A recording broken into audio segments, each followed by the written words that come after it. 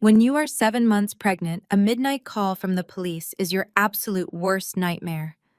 The officer on the other end of the line told me my husband was in the emergency room. He had wrapped his luxury SUV around an oak tree. But the real horror came when I arrived at the hospital. The attending physician pulled me aside and warned me that what I was about to see might shock me. I pulled back the thin hospital curtain expecting to see my husband clinging to life.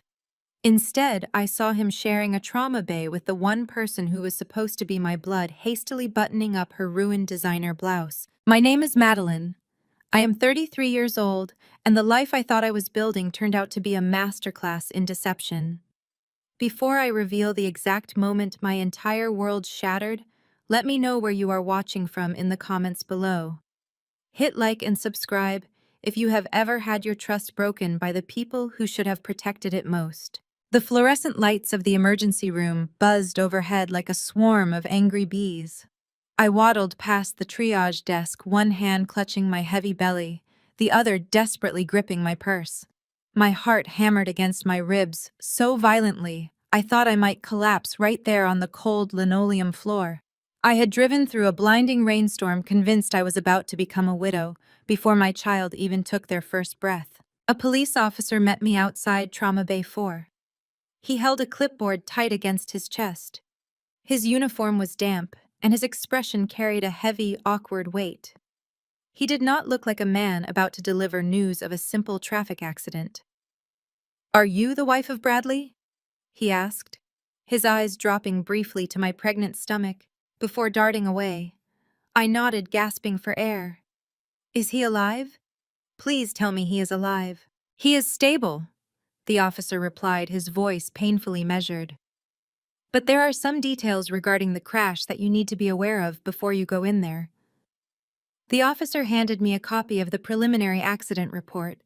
I scanned the paper, my eyes snagging on the clinical typed words. The vehicle left the roadway at high speed. The driver suffered moderate injuries due to blunt force impact. I looked up confused. "He was not wearing his seatbelt?" I asked. Bradley was meticulous about his cars. He never drove without a seatbelt. The officer shifted his weight, looking profoundly uncomfortable. "No, ma'am. He was not wearing his seatbelt. According to the physical evidence and the position we found them in, he was inappropriately engaged with his passenger at the time of impact." The words hung in the sterile hospital air. Inappropriately engaged. Passenger. I pushed past the officer, my hands shaking so violently I could barely grasp the fabric of the privacy curtain. I yanked it back, the metal rings screeching against the track. Bradley lay on the hospital bed nearest the door. His head was wrapped in thick white gauze and his left arm rested in a sling. But my eyes did not stay on him for long. They moved to the adjacent bed.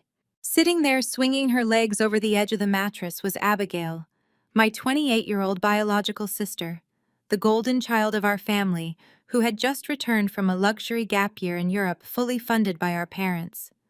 Her pristine blonde hair was tangled, and she was frantically trying to button up a torn silk blouse that hung awkwardly off her shoulder. She did not look guilty. She did not look horrified that her heavily pregnant sister had just walked in and caught her half-naked next to her husband. Instead, Abigail was glaring at a young nurse who was trying to check her vitals. "Do you have any idea how much these cost?" Abigail whined, kicking off a scuffed pink high heel. "These are authentic Chanel.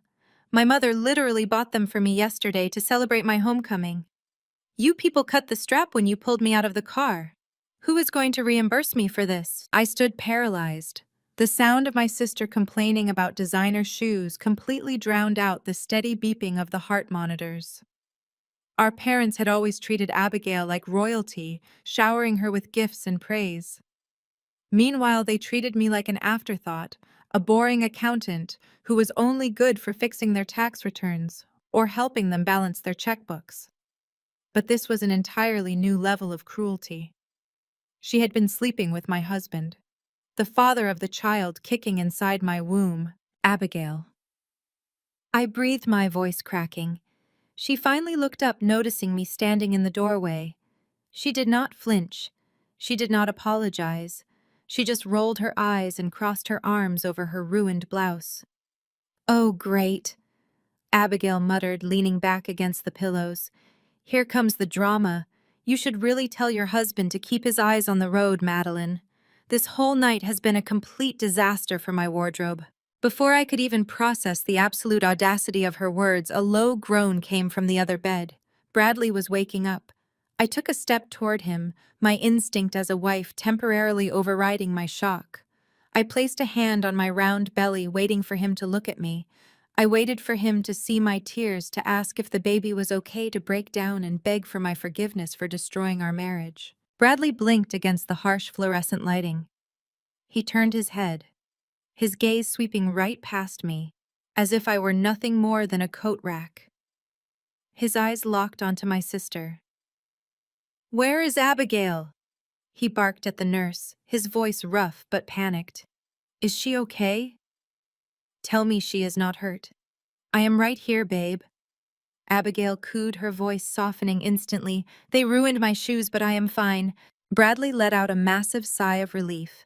Then finally his eyes landed on me. The panic in his expression vanished instantly, replaced by a cold, hard irritation. He looked at my tear-stained face, then at my pregnant belly, and scowled. He turned back to the attending nurse. "Get her out of here," he snapped, pointing a bandaged finger right at my chest.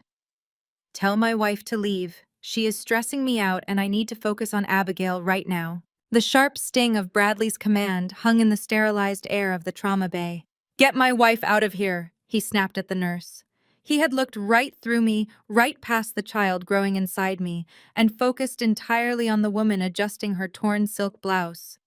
The attending nurse shifted awkwardly, her eyes darting between my tear-streaked face and the monitor beside Bradley's bed. I opened my mouth to speak, to scream, to demand how he could do this, but the heavy double doors of the emergency room flew open with a violent crash. Loud, frantic footsteps echoed down the linoleum hallway. I turned just in time to see my parents, Thomas and Catherine, sprinting toward Trauma Bay 4. They were dressed in their pristine Saturday country club attire. My mother wore her crisp white tennis skirt and my father had on a pastel golf polo. They looked entirely out of place amidst the blood and chaos of the emergency room, but their eyes were wild with a very specific, singular panic. It was not panic for me. It was not panic for their unborn grandchild. Catherine spotted Abigail first. She let out a high-pitched gasp and barreled forward, completely ignoring the tight space between the medical carts. I was standing directly in her path, too heavy and exhausted to move out of the way in time. My mother did not even slow down. She lowered her shoulder and shoved me hard to the side. The force of her elbow caught me right in the ribs, throwing me off balance. I stumbled backward, my hands flying up to protect my stomach, and crashed heavily against the metal edge of a heart monitor stand. A sharp, localized pain shot through my 7-month pregnant belly, forcing a breathless gasp from my lungs. Catherine did not look back. She threw herself over Abigail's bed, burying her face in my sister's tangled blonde hair. "Oh, my poor sweet baby." Catherine wailed, her hands frantically assessing a tiny, superficial scratch on Abigail's forehead. "Look at you. You are bleeding. You must be in so much pain. It is okay, Mommy is here." I gripped the metal stand, fighting through the sudden wave of nausea. I looked over at my father, expecting him to at least ask if the baby and I were unharmed from the collision. Instead, Thomas marched straight past me and stepped up to Bradley's bedside.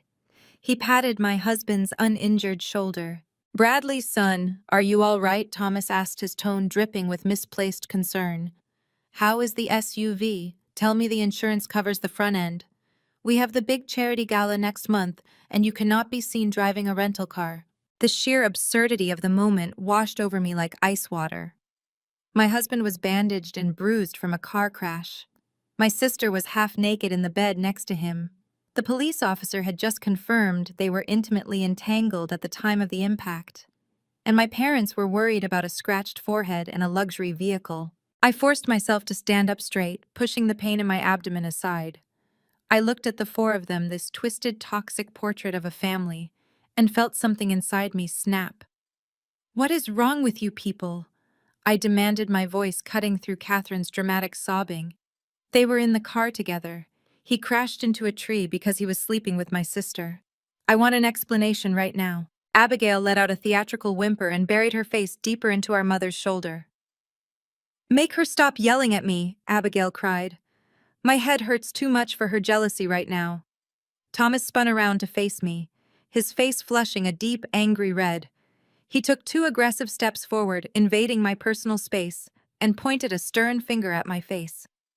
He shushed me so loudly that a passing doctor paused in the hallway.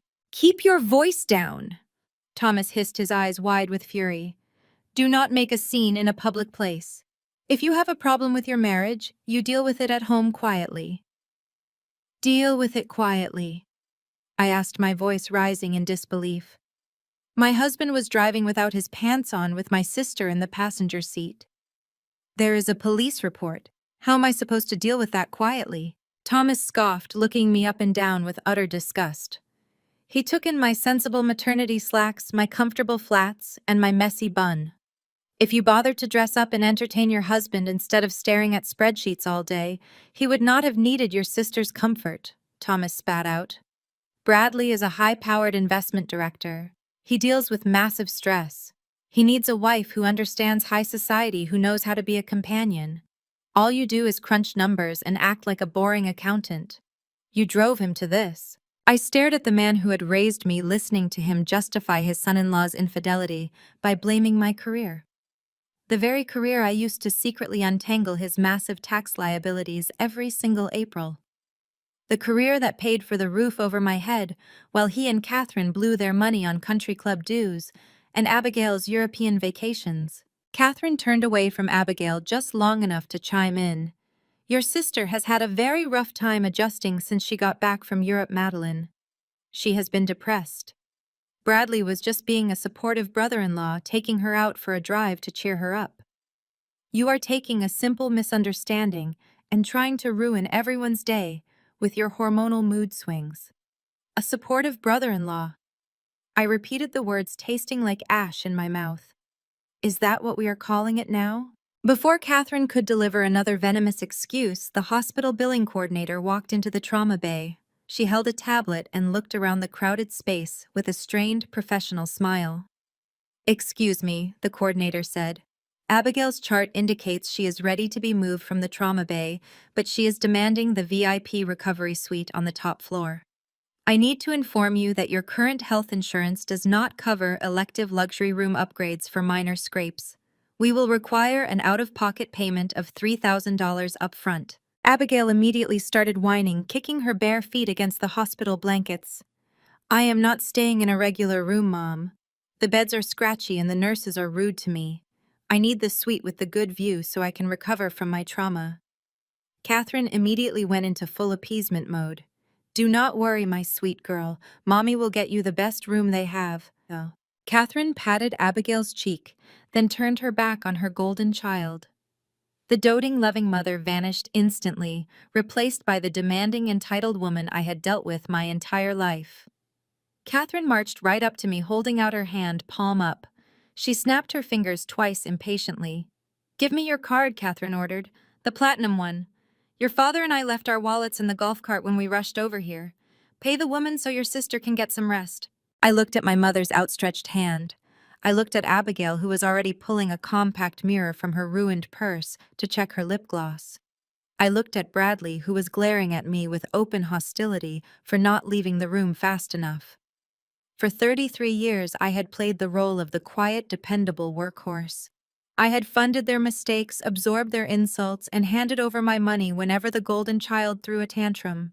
But looking at that outstretched hand, feeling the dull ache in my belly where my mother had shoved me, the dependable workhorse died. I gripped the strap of my purse tightly. I looked Catherine dead in the eye, my voice dropping to a terrifying, icy whisper. No. Catherine's face twists into an ugly mask of pure outrage. She actually reaches forward, her manicured fingers clawing at the leather strap of my purse. You ungrateful little brat, Catherine hisses. Your sister is bleeding on a hospital bed and you want to hoard your pennies. Give me the card. Thomas steps forward, his chest puffed out, invading my space.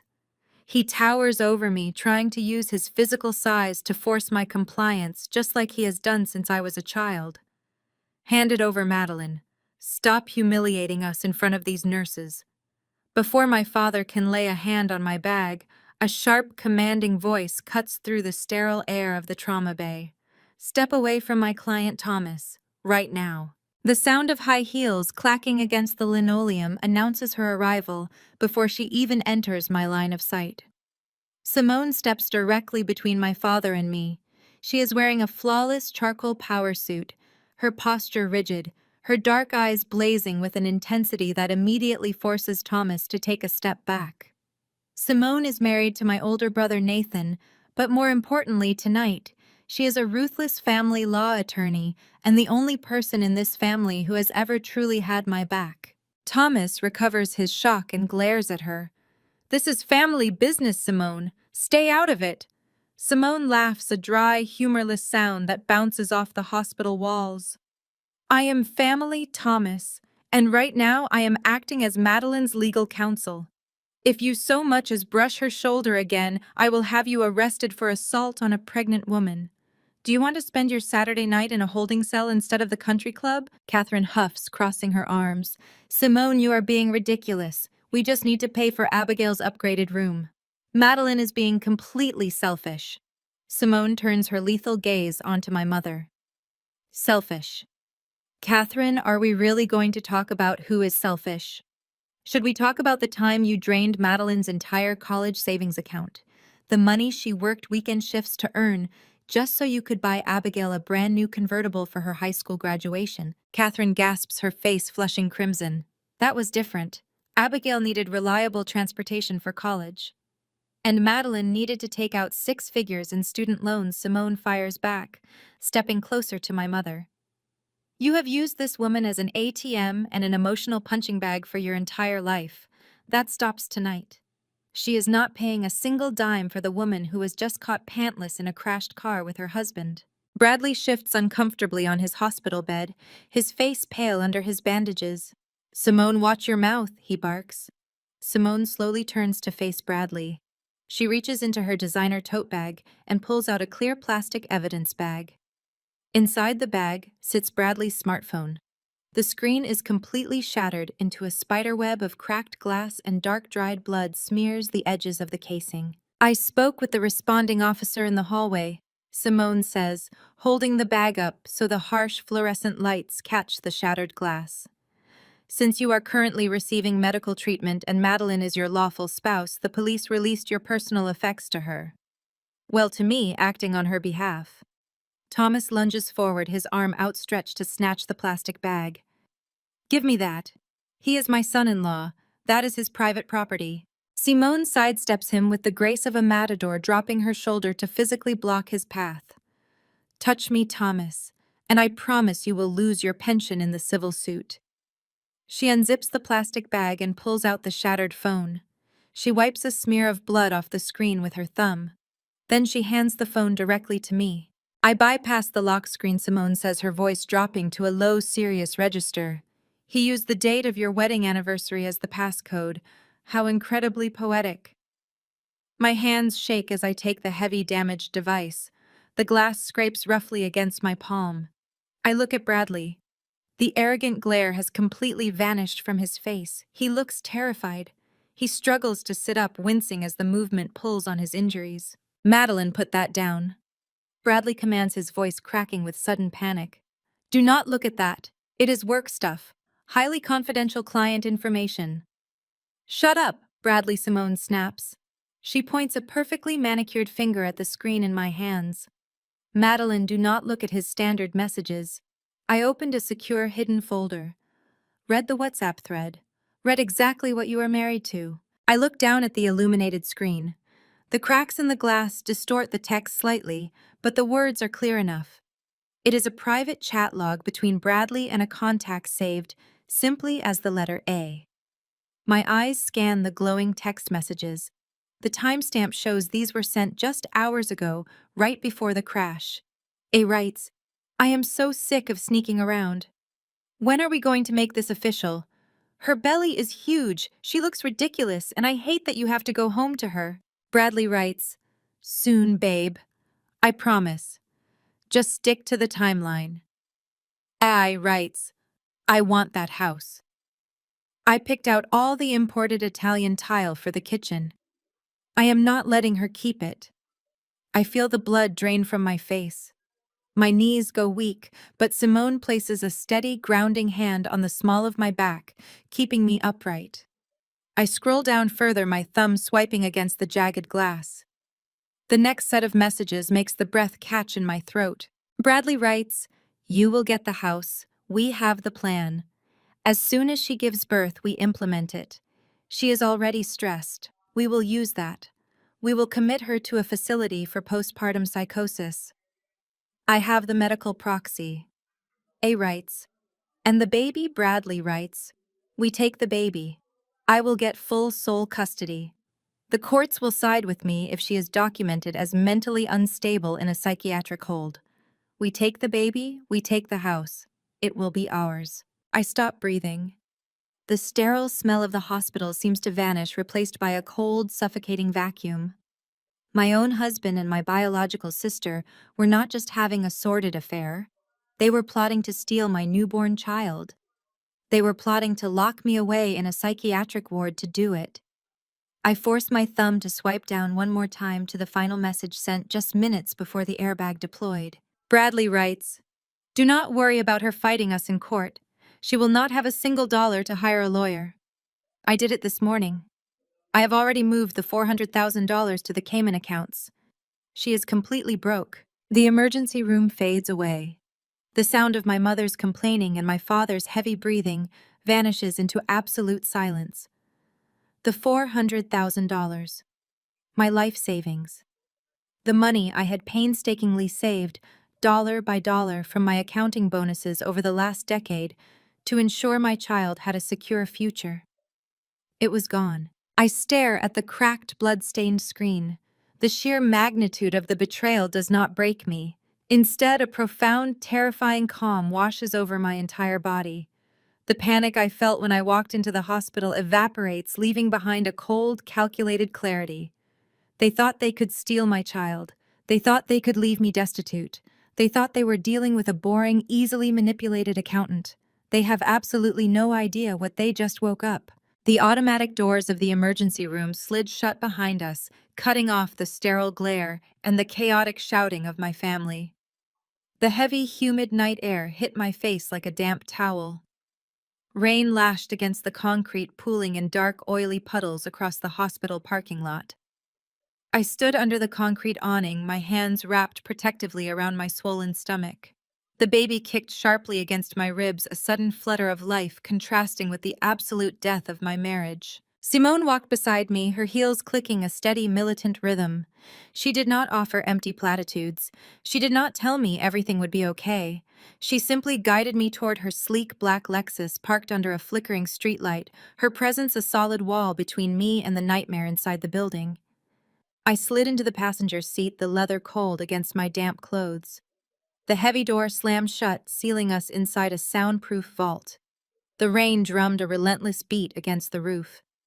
I leaned my head against the cool glass of the window, my breath fogging the pain. My mind raced through the text messages I had just read. The betrayal was a physical weight crushing the breath out of my lungs. But another detail from Bradley's message clawed at the edges of my consciousness. He mentioned moving the money, my money. I reached into my purse, my fingers trembling as they brushed against my wallet and keys. I pulled out my smartphone. The screen glowed harshly in the dark cabin of the car. I opened my banking app. The facial recognition scanned my tear-streaked face and granted access. I navigated past the daily checking account and tapped on the high-yield savings tab. For the past 10 years, I had funneled every bonus, every tax season overtime check, and every spare dollar into that account. It was my safety net. It was the college fund, the emergency reserve, the foundation of the future I thought I was building. Yesterday, the balance had proudly displayed $400,000. Tonight, the bold black numbers read 0. My heart stopped. I blinked hard, swiping down to refresh the screen, convinced it was a glitch or a network error caused by the storm. The loading circle spun, and the screen refreshed.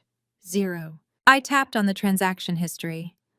A single line item sat at the very top, executed just 45 minutes before Bradley wrapped his SUV around that oak tree. Outgoing wire transfer. Destination Suncoast Holdings LLC. Amount $400,000. Status cleared. He had timed it perfectly. He initiated the wire transfer on a Friday evening, knowing the funds would move offshore, immediately disappearing into a labyrinth of Cayman Island shell companies before the bank opened on Monday morning. He had gutted my life savings while sitting in the passenger seat next to my sister, probably laughing about how easy it was to steal from the boring, predictable wife. A strangled gasp escaped my throat. I stared at the glowing zero, the absolute finality of it burning into my retinas. The $400,000 represented a decade of my sweat, my missed lunches, my late nights staring at tax codes until my eyes bled. He took everything. Simone leaned over the center console, her eyes locking onto my phone screen. Her jaw tightened, the muscles ticking dangerously under her skin. She read the transaction line and let out a sharp, furious curse. That absolute bastard, Simone hissed, her lawyer instincts instantly taking over. He committed wire fraud.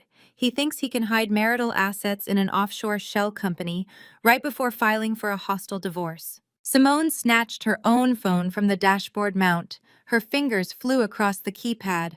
"I am calling the bank fraud department right now," she commanded, her voice dropping into the same lethal tone she used in the courtroom. "We are flagging this transaction as unauthorized. Then I am calling the federal authorities. We will freeze his domestic accounts by midnight. He picked the wrong woman to rob." She raised the phone to her ear, but before the first ring could connect, I reached out. I clamped my hand over her wrist. My grip was surprisingly strong. Simone paused, looking at me in shock. "Hang up," I said. My voice did not shake. The trembling in my fingers had completely stopped. The hot tears that had been threatening to spill over my eyelashes dried up instantly, replaced by a glacial, unyielding calm. The woman who had walked into that hospital, a panicked, betrayed housewife, was gone. The woman sitting in the passenger seat of the Lexus was someone else entirely. "Madeline, he just stole your life savings," Simone argued, staring at me as if I had lost my mind. "We have a narrow window to recall an international wire. If we do not act right this second, that money is gone forever." "I know exactly where that money is going," I replied, my voice steady, stripped of all emotion. "And I know exactly how he plans to hide it. If you call the bank fraud department now, they will tip him off. He will panic, he will cover his tracks, and he will hire a defense team to bury the money deeper. I am not going to let him do that. I want him to feel safe. I want him to think he won." Simone slowly lowered her phone. She studied my face in the dim light of the car interior. The fierce, protective anger in her eyes shifted into a deep, calculating curiosity. "What are you going to do?" she asked quietly. Without answering, I unbuckled my seatbelt and pushed the car door open. The freezing rain hit me instantly, soaking through my maternity blouse, but I barely felt the cold. I marched to the back of the Lexus. Simone popped the trunk release from inside. The lid swung upward, shielding me slightly from the downpour. I reached past Simone's gym bag and grabbed the heavy reinforced Pelican case I always kept locked in the back of my vehicle. The matte black surface was entirely unremarkable, exactly as it was designed to be. I hauled the heavy case out, slammed the trunk shut, and slid back into the passenger seat, bringing a gust of wet air with me. Water dripped from my hair onto the leather upholstery. I placed the case carefully on my lap, right above my pregnant belly. I popped the heavy steel latches. Inside rested a thick military-grade laptop bearing a discreet embossed seal. It was not a standard corporate computer. It was a secure encrypted terminal issued exclusively to the top-tier agents of the United States Treasury Department. I flipped the screen open. The biometric scanner immediately flashed, reading my fingerprint and scanning my retinas. A green light pulsed in the dark cabin, and the command prompt blinked to life, granting me direct access to the most powerful financial tracking network on the planet. Simone stared at the glowing seal on the screen, her eyes wide. "You actually brought it." "I never leave it at home," I murmured, my fingers hovering over the keys. Bradley spent our entire marriage treating me like a glorified calculator. He never bothered to actually understand what a senior forensic auditor for the Internal Revenue Service actually does. He thinks he is a mastermind for setting up a basic Cayman Islands shell corporation. I typed the name of his holding company into the federal database query. The screen immediately began pulling routing numbers, offshore registries, and hidden proxy directors. I turned to look at Simone, a cold, predatory smile forming on my lips. Bradley thinks he can hide wire fraud from a senior forensic auditor. Let him dig. 20 minutes later, we were riding the private elevator up to the 42nd floor of Simone's downtown law firm. The storm battered the floor-to-ceiling windows, lightning illuminating the city skyline in brief, violent flashes. Simone locked the heavy glass doors to her corner office and pulled down the privacy blinds. I set up my terminal on her mahogany desk.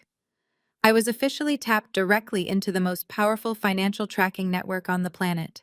He routed your $400,000 through a Cayman Island clearinghouse. I stated, my fingers flying across the backlit keyboard. It is a standard obfuscation tactic. You bounce the wire through 3 different shell companies to make the money look like it vanished. Simone leaned over my shoulder. Can you bypass the clearinghouse without triggering an alert on his end? Simone, I track international syndicates for the federal government. I replied, my voice completely devoid of warmth. Bradley used a generic offshore service. I am already past the clearinghouse. I hit the enter key, running a cross-reference on the destination routing number. The screen flashed green. A massive cascade of ledgers and corporate accounts flooded the monitor. I narrowed my eyes, scanning the dense columns of Bradley's elite wealth management fund. This was the prestigious fund that paid for his luxury sports cars and his unbearable superiority complex. But the numbers never lie. Look at this, I said, pointing to a glaring discrepancy in his third-quarter operational ledger. He is moving client dividends into a ghost account to cover initial capital withdrawals. Simone frowned, her sharp legal mind processing the financial data. He is paying older investors with money from new investors. Madeline, his wealth fund is failing. It is not just failing, I corrected, pulling up a secondary spreadsheet hidden beneath layers of false invoices. It is a massive, highly illegal Ponzi scheme. He is bleeding his clients' money dry, and look at where the capital is bleeding out. I highlighted a series of massive wire transfers dating back over the last 8 months. The destination accounts were scattered across Europe, Paris, Milan, Monaco. I cross-referenced the European transfers with the timeline of Abigail's luxurious gap year. On May 14th, $40,000 was siphoned from a client's retirement portfolio and wired to a boutique hotel in Paris. That was the exact same day Abigail posted a photo of herself drinking champagne in a Parisian penthouse. He has been funding Abigail's entire European shopping spree, Simone whispered, her voice laced with absolute disgust.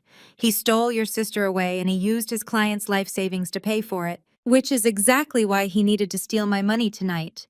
I stated, the puzzle pieces clicking together with terrifying clarity. His Ponzi scheme is collapsing. He is critically short on cash.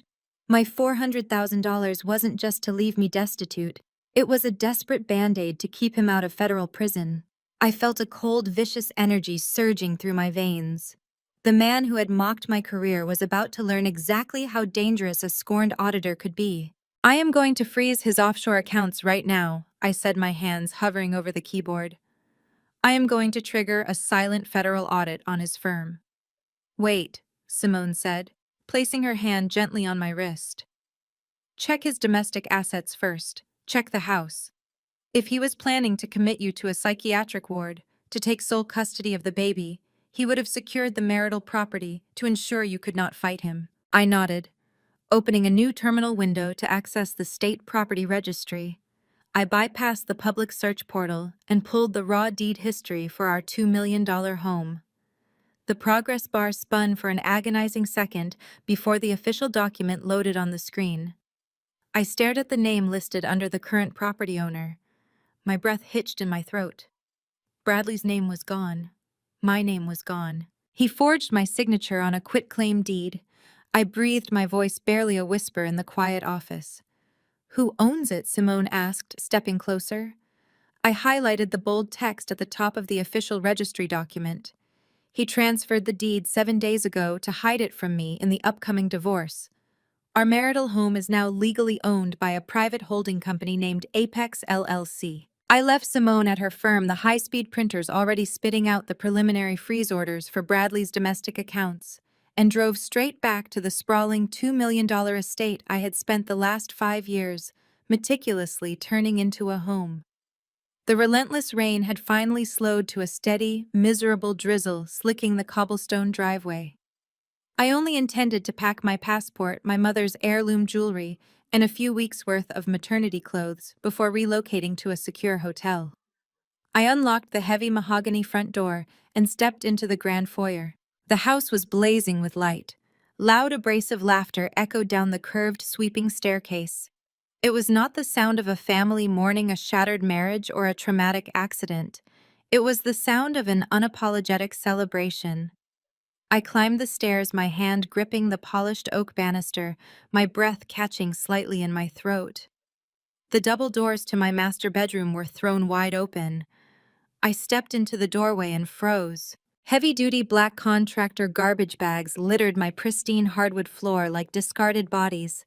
Standing in the center of my massive walk-in closet was my mother, Catherine. She was aggressively yanking my expensive custom-tailored maternity dresses off their velvet hangers, balling up the delicate fabric and shoving them roughly into the plastic bags. Abigail lounged on my California king bed, a small, pristine white bandage taped over the superficial scratch on her forehead. She was wearing one of Bradley's oversized cashmere sweaters, scrolling on her phone with her uninjured hand, while sipping sparkling water from my favorite crystal glass. "What exactly are you doing?" I asked. My voice did not shake. It cut through the room like a steel blade. Catherine did not even flinch. She tossed a handful of my silk maternity blouses into the nearest bag and turned to face me, her hands planted firmly on her hips. Her expression was devoid of any maternal warmth, carrying only the stern irritation of a landlord dealing with an unwanted tenant. "We are clearing out your clutter," Catherine announced, entirely unfazed by my presence. "Abigail and Bradley are going to need a stress-free environment to recover from the horrific trauma of the accident. This master suite is the most comfortable room in the house. The lighting is better for your sister's complexion while she heals. I am making space for them." I stared at the woman who gave birth to me, my mind struggling to process the sheer depravity of the scene. "You are moving my sister into my bed less than 4 hours after I caught her sleeping with my husband." Abigail rolled her eyes, letting out a loud, exaggerated sigh as she tossed her phone onto the mattress. "Do not be so dramatic, Madeline. Bradley said you two were practically roommates anyway. Besides, I need the deep soaking tub for my back. The hospital bed was an absolute nightmare and my muscles are incredibly tense." Catherine tied off a garbage bag filled with my winter coats and shoved it toward the hallway with her foot. "You need to go pack whatever is left in the guest bathroom and find yourself a cheap studio apartment downtown. You can come back for these bags tomorrow, or I will just have the landscaper leave them on the curb." "This is my house," I stated, stepping over a discarded bag containing my favorite shoes. I picked out the imported Italian tile. "I designed every square inch of this property." Catherine let out a sharp, mocking bark of laughter. "It is Bradley's house, Madeline. He is a high-powered investment director. He paid the mortgage. He pays for the landscaping. You just sit at a desk crunching numbers for the government. Do not be greedy. You have always been so terribly greedy with your sister." The sheer audacity of the accusation hung in the stale air. Greedy. I was the one who worked full-time through college, waiting tables until 2 in the morning, while Catherine completely emptied my meager college savings account to buy Abigail a brand new convertible for her high school graduation. I was the one who quietly paid off Abigail's credit card debt when my parents maxed out their own accounts on a country club initiation fee they could not afford. My entire life had been a series of forced donations to the altar of Abigail, orchestrated by a mother who saw me only as a financial resource to be plundered for her golden child. Now she was literally bagging up my life, treating me like a stray dog, to hand my $2 million home over to the sister who had destroyed my marriage. A hot, violent scream built up in the back of my throat, demanding to be let out. I wanted to tear the black plastic bags open. I wanted to rip the cashmere sweater off my sister's back. I wanted to physically throw them both out into the freezing rain and lock the heavy mahogany doors forever. But then the weight of the leather strap biting into my shoulder brought me back to reality. I remembered the encrypted IRS laptop sitting safely inside my bag. I remembered the offshore Cayman accounts, the forged quitclaim deed, and the multi-million-dollar federal wire fraud Bradley had woven right into the foundation of this very property. This house did not belong to Bradley anymore. It belonged to a fraudulent shell company named Apex LLC. And within 72 hours, when the federal indictments rained down, this house was going to belong to the United States government. The scream died in my throat. The icy predatory calm washed over me once again, shielding my heart in absolute ice. I did not yell. I did not shed a single tear. I did not give them the satisfaction of watching me break. I calmly walked over to my nightstand, picked up my heavy laptop bag, and adjusted it securely on my shoulder. I looked around the luxurious bedroom, taking in the imported fixtures, the expensive linens, and my mother standing victorious among the garbage bags of my old life. I smiled warmly at my sister. "Enjoy the house, Abigail," I said, my voice echoing with absolute terrifying sweetness. "I really hope you love what comes with it." The drive to Simone's property in the upscale historic district was a blur of sweeping windshield wipers and hypnotic streetlights. Simone had a converted carriage house nestled at the back of her manicured garden. It was a sleek, minimalist space of exposed brick and polished concrete. It felt cold, but tonight I welcomed the chill. I needed the temperature to match the ice currently running through my veins. I dropped my wet coat on a stool and immediately set my heavy pelican case on the glass dining table. I did not unpack my overnight bag. I did not inspect the plush queen bed waiting in the loft. I flipped open the military-grade laptop, let the biometric scanner read my retinas, and dove straight back into the federal financial tracking network. For the next 9 hours, I did not sleep. I barely blinked. I traced every single wire transfer Bradley had authorized over the past 3 years. I mapped the entire architecture of his collapsing Ponzi scheme, connecting the fraudulent dividend payouts to the offshore accounts funding Abigail's European vacations. By sunrise, I had a digital dossier massive enough to put my husband in federal prison for a decade.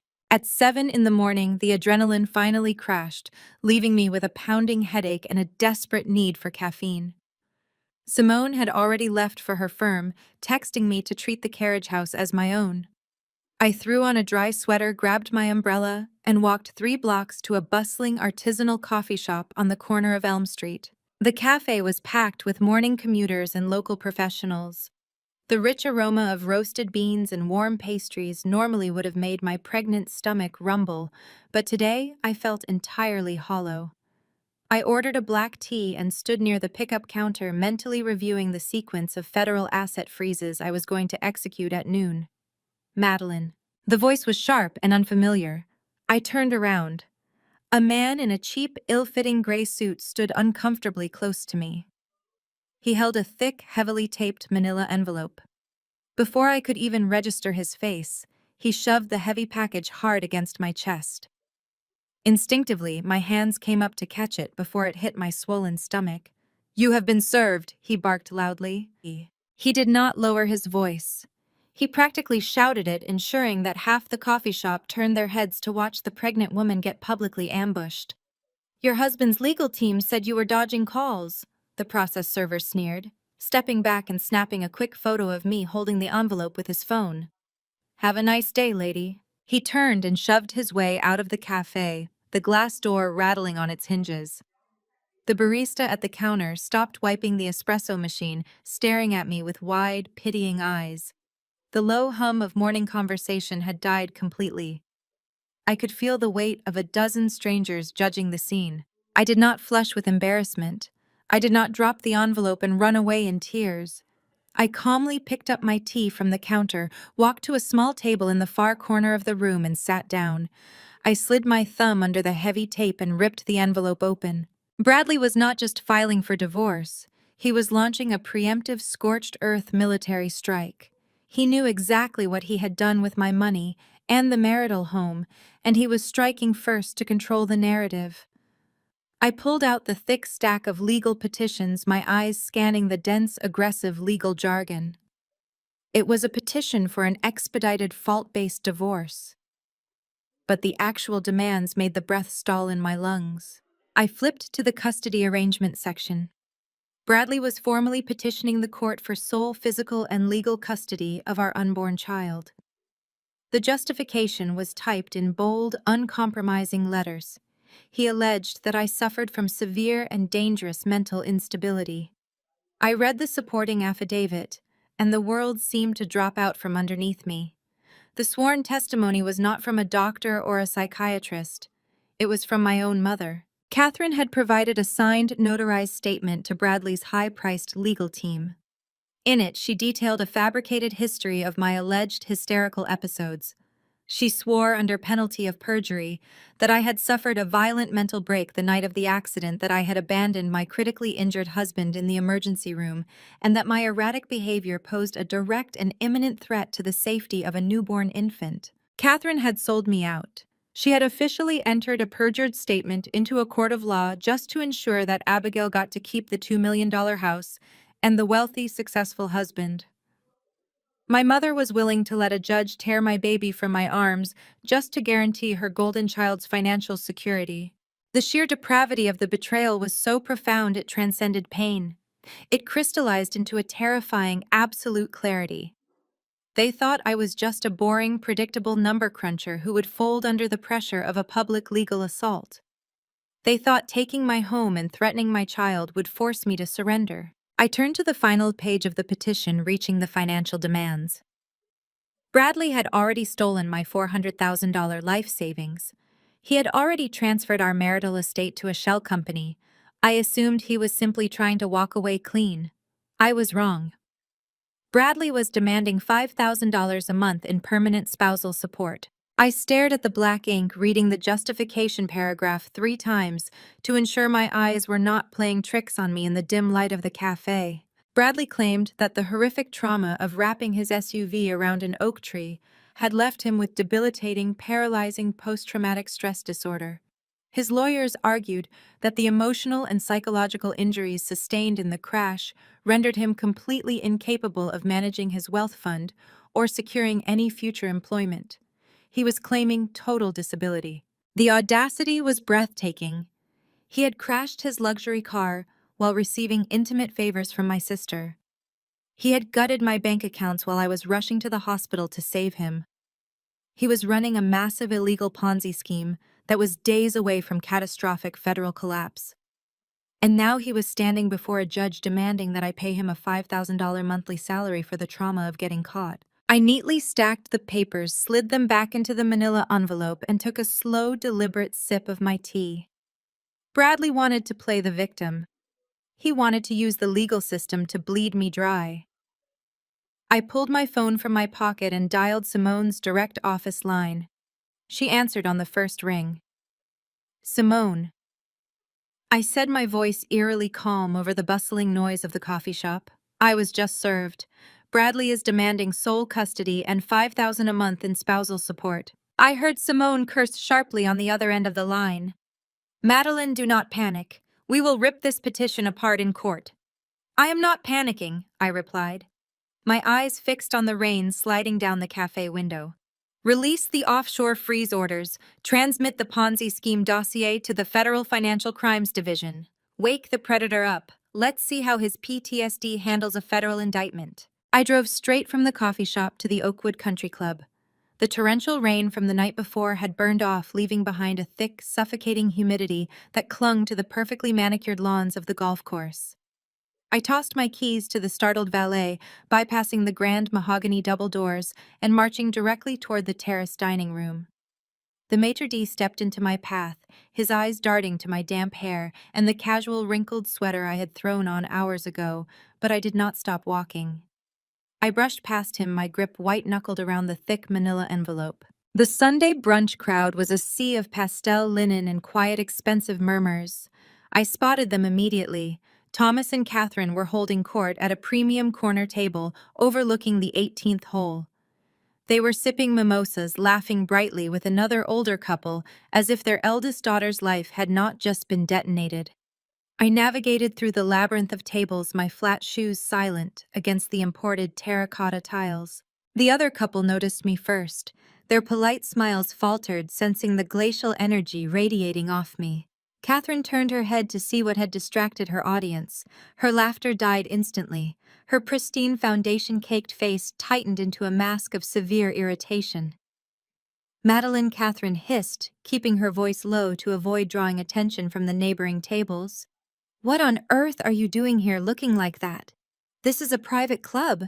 You are embarrassing us." I did not say a word. I simply raised the heavy legal envelope and dropped it directly onto the center of the table. It landed with a loud, satisfying smack, knocking over a crystal flute of orange juice. The liquid spilled across the white linen, dripping onto Catherine's lap. She gasped, jumping back and grabbing a cloth napkin. "Have you lost your mind?" I stared down at the woman who gave birth to me. "You signed a sworn affidavit." I stated, my voice carrying a chilling absolute calm. "You committed perjury. You told a judge that I abandoned my husband, that I suffer from violent hysterical episodes, and that I am a danger to my unborn child. You handed Bradley the ammunition to take my baby away from me."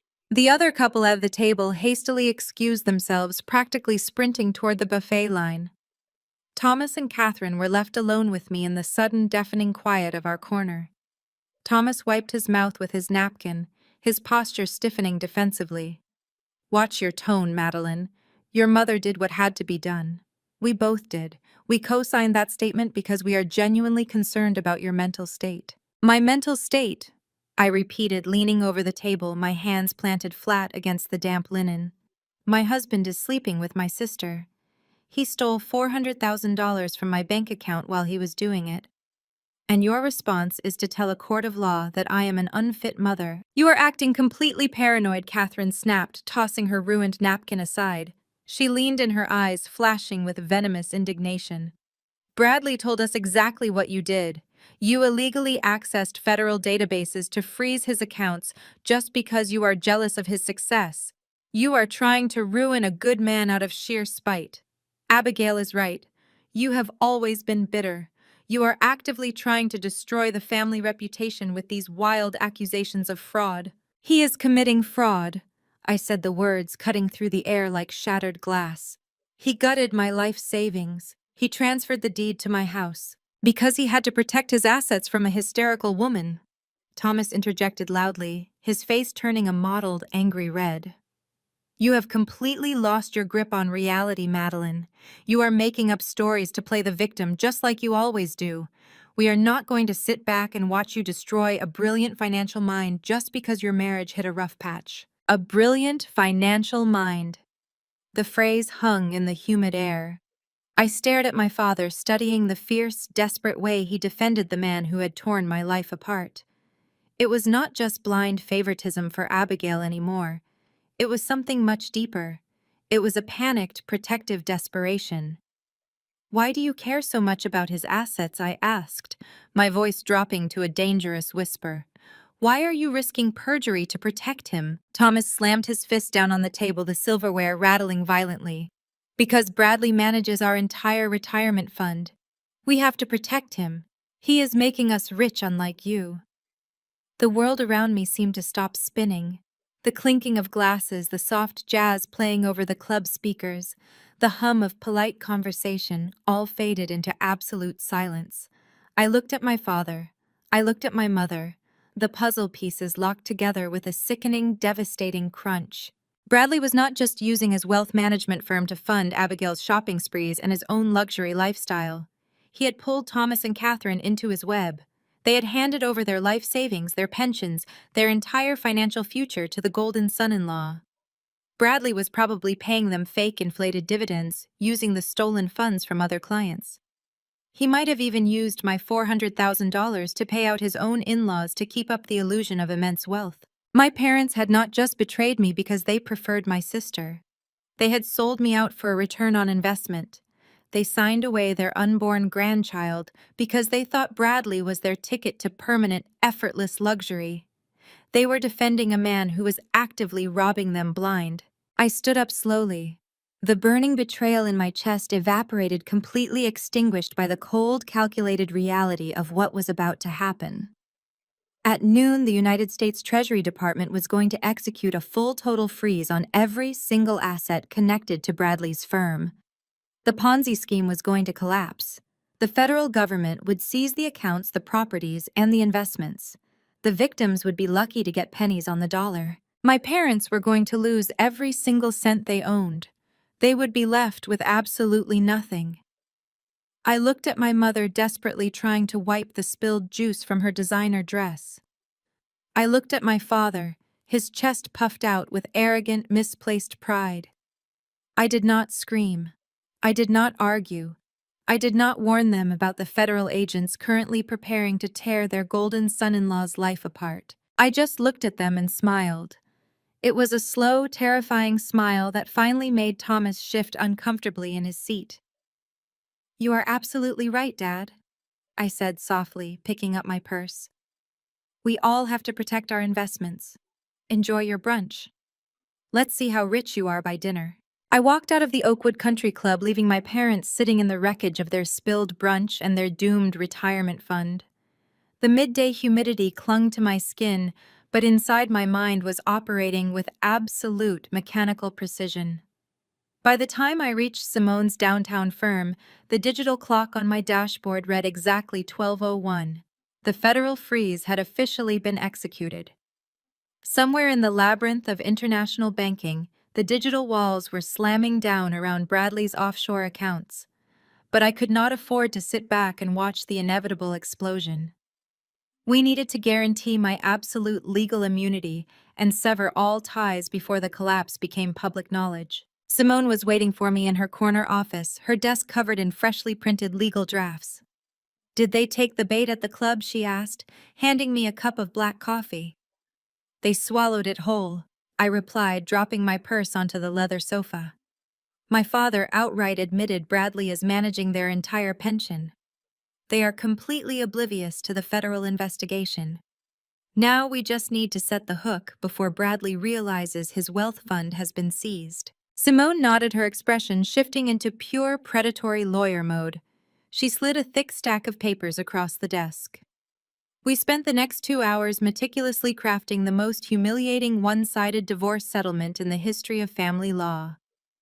I officially conceded the $2 million estate to Apex LLC, waiving all rights to the property. I relinquished any claim to the $400,000 he had stolen from my high-yield savings account. I even agreed to a strict non-disparagement clause regarding his relationship with my sister. On paper, it looked like a total unconditional surrender. Simone tapped her manicured fingernail against the bottom of page 4. "This is the kill shot," she murmured. It was a densely worded indemnity and severability clause buried beneath the property concessions.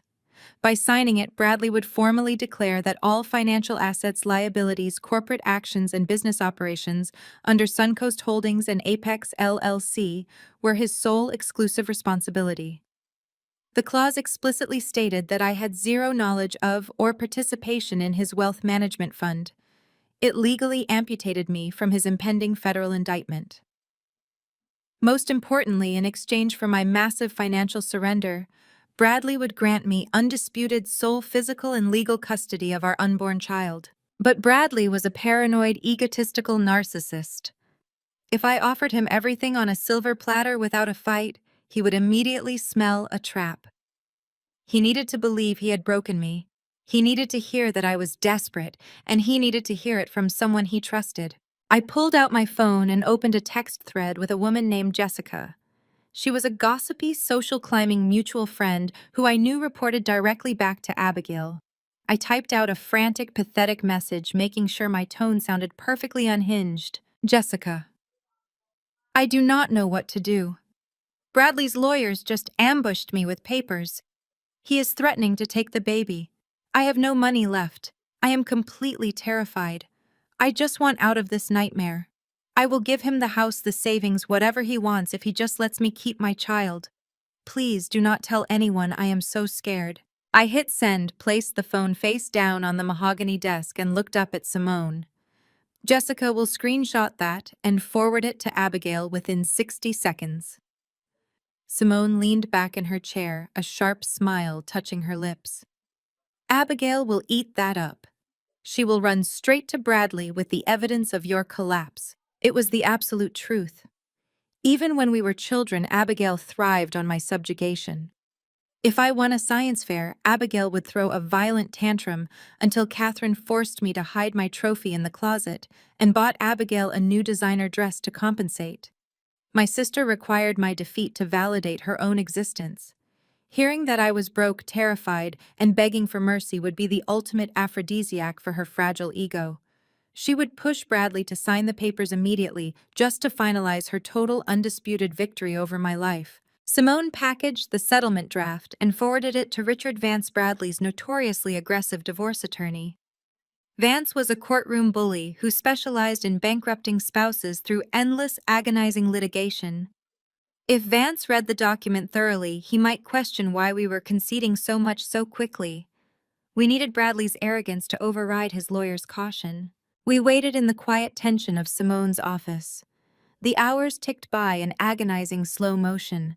I tracked the federal server on my encrypted IRS terminal. The Treasury Department had already flagged Bradley's domestic accounts. Federal warrants were currently being drafted by a judge. The window was closing rapidly. Because it was Friday afternoon, Bradley would not realize his accounts were frozen until he tried to move massive capital or until the banks opened on Monday morning. If Vance advised him to wait the weekend, or if Bradley hesitated, the settlement would be voided by the federal seizure, and I would be dragged into a years-long asset forfeiture battle fighting for my own freedom. At 4:45, Simone's computer chimed loudly with an incoming email notification. We both leaned over the monitor. It was a direct response from Bradley explicitly bypassing his own legal counsel. He had CC'd Richard Vance on the reply, driven by the absolute certainty of his own brilliance and the intoxicating high of Abigail urging him to secure the $2 million house. I read the single arrogant line of text glowing on the screen. Drop the papers. Have the loser sign them by Friday. Simone received the signed documents from Richard Vance at exactly 9 o'clock on Friday morning. Bradley had been in such a frantic, arrogant rush to finalize his victory that he signed the expedited settlement without contesting a single line. He eagerly accepted the $2 million estate, the drained bank accounts, and the sham corporate entities, completely ignoring the densely packed legal paragraph buried on page 4. By signing his name, Bradley legally swore that he maintained sole absolute control and liability over his wealth management fund. He officially indemnified me from his entire financial existence. I was free. The anchor was cut. I just had to wait for his ship to hit the ocean floor. Saturday night arrived with a suffocating, muggy heat. I sat in the dark, quiet loft of Simone's carriage house, my legs tucked under a cashmere throw. The glow from my iPad illuminated the dark room. I was watching a live broadcast on Instagram. Jessica, the mutual friend we had used to leak my fake surrender, was broadcasting from the grand foyer of my former home. Bradley and Abigail were hosting a lavish catered event. The digital invitations circulating among the Oakwood Country Club elite called it a combined housewarming and engagement celebration. They were wasting no time claiming the spoils of their war. Through the screen, I watched the camera pan across the sprawling, open-concept living area I had spent months designing. A string quartet played in the corner near the floor-to-ceiling windows.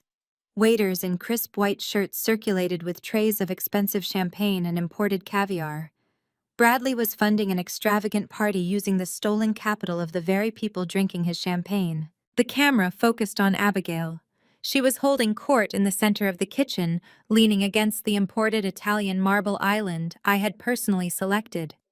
She wore a stunning backless silk gown, laughing brightly as she regaled a group of my former friends with a fabricated story about how she and Bradley had secretly suffered through their undeniable connection while he was trapped in a miserable, loveless marriage. She raised her hand to brush a lock of blonde hair behind her ear, and the bright recessed lighting caught the flash of diamonds on her wrist.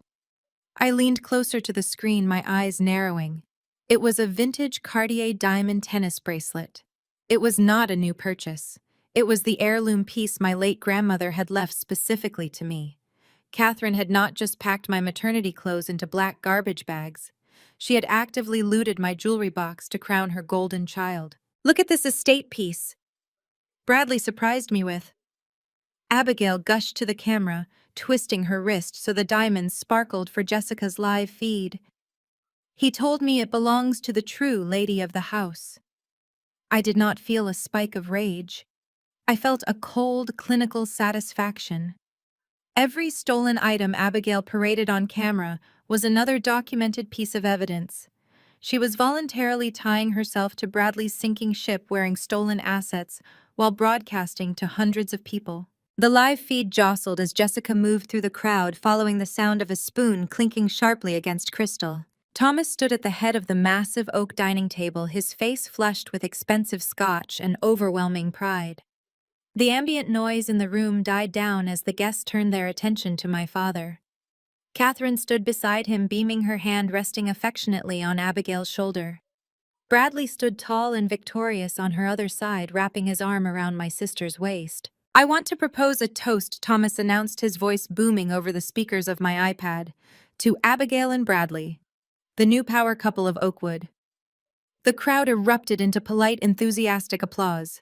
Thomas raised his glass higher, his smile widening into a smug, arrogant sneer. "It is a true blessing to see this beautiful home finally occupied by people with actual ambition."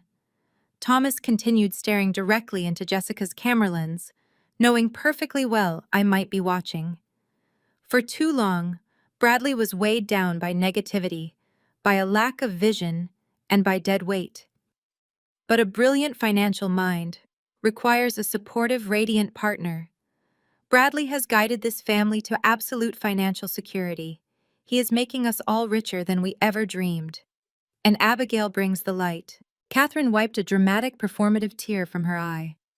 The guests clapped louder, raising their glasses to toast the man who had secretly liquidated their retirement funds to pay for the caviar they were currently eating. Bradley stepped forward to take the floor.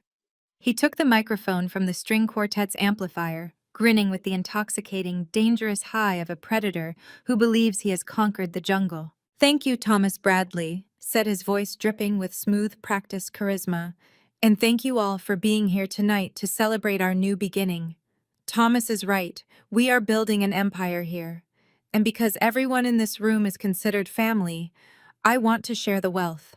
I sat up straight, my pulse thudding a slow, heavy rhythm in my ears. Bradley pulled a sleek tablet from the kitchen counter and held it up for the crowd.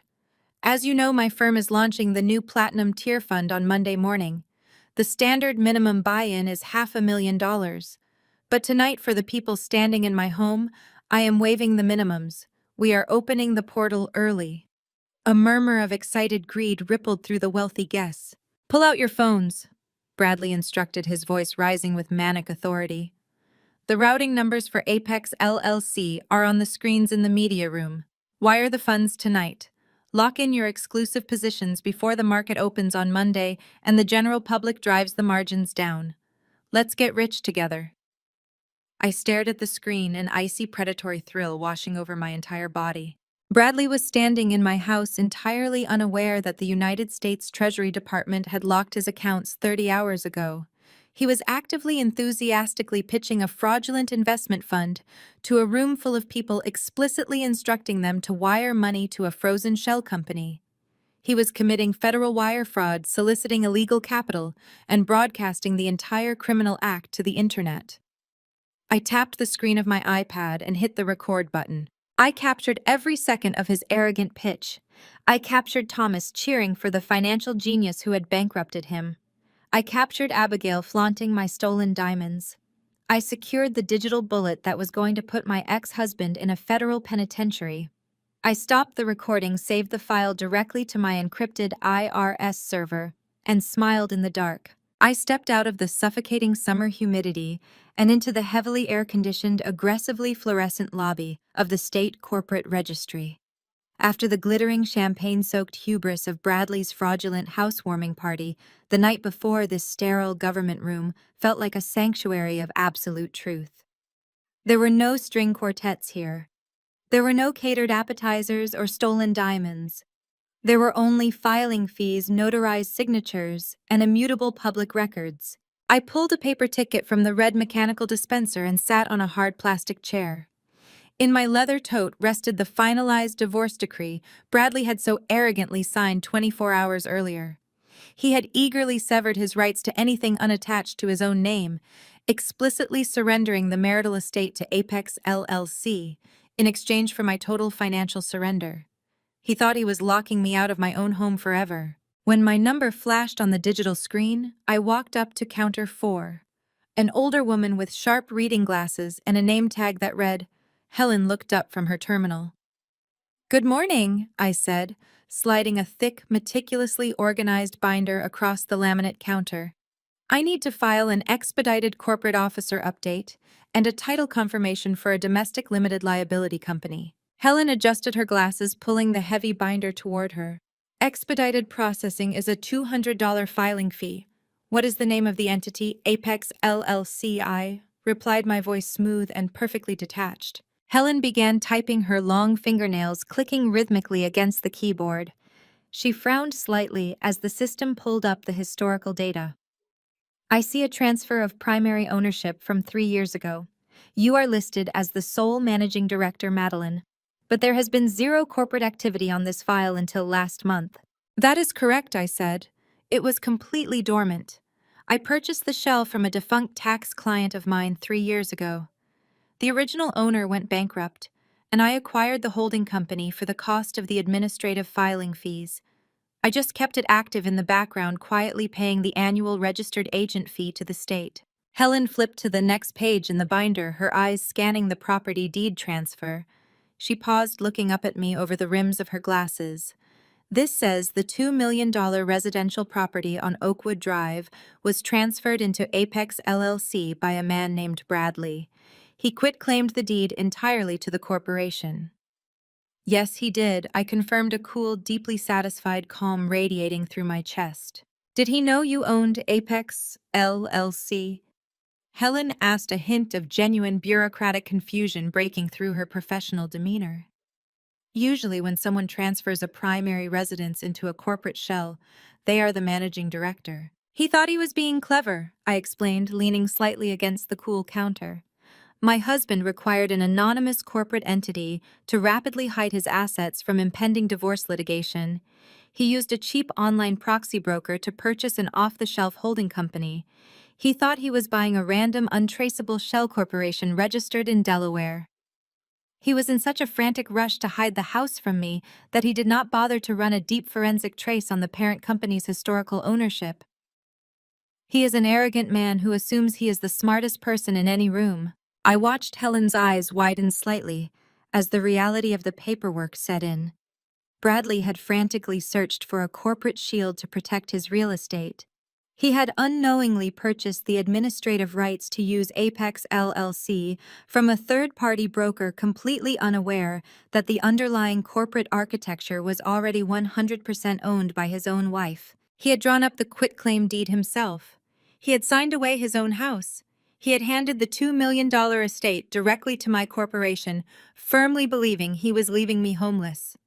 And yesterday morning he had officially signed a divorce settlement explicitly stating he relinquished all rights to the property held by Apex LLC. "He gifted the entire estate to your company," Helen murmured, shaking her head in mild disbelief as she reached for her official state seal. "He certainly did," I said. "And as the sole managing director of Apex LLC, I need to formalize the title." Helen brought the heavy metal stamp down on the documents with a loud, echoing thud.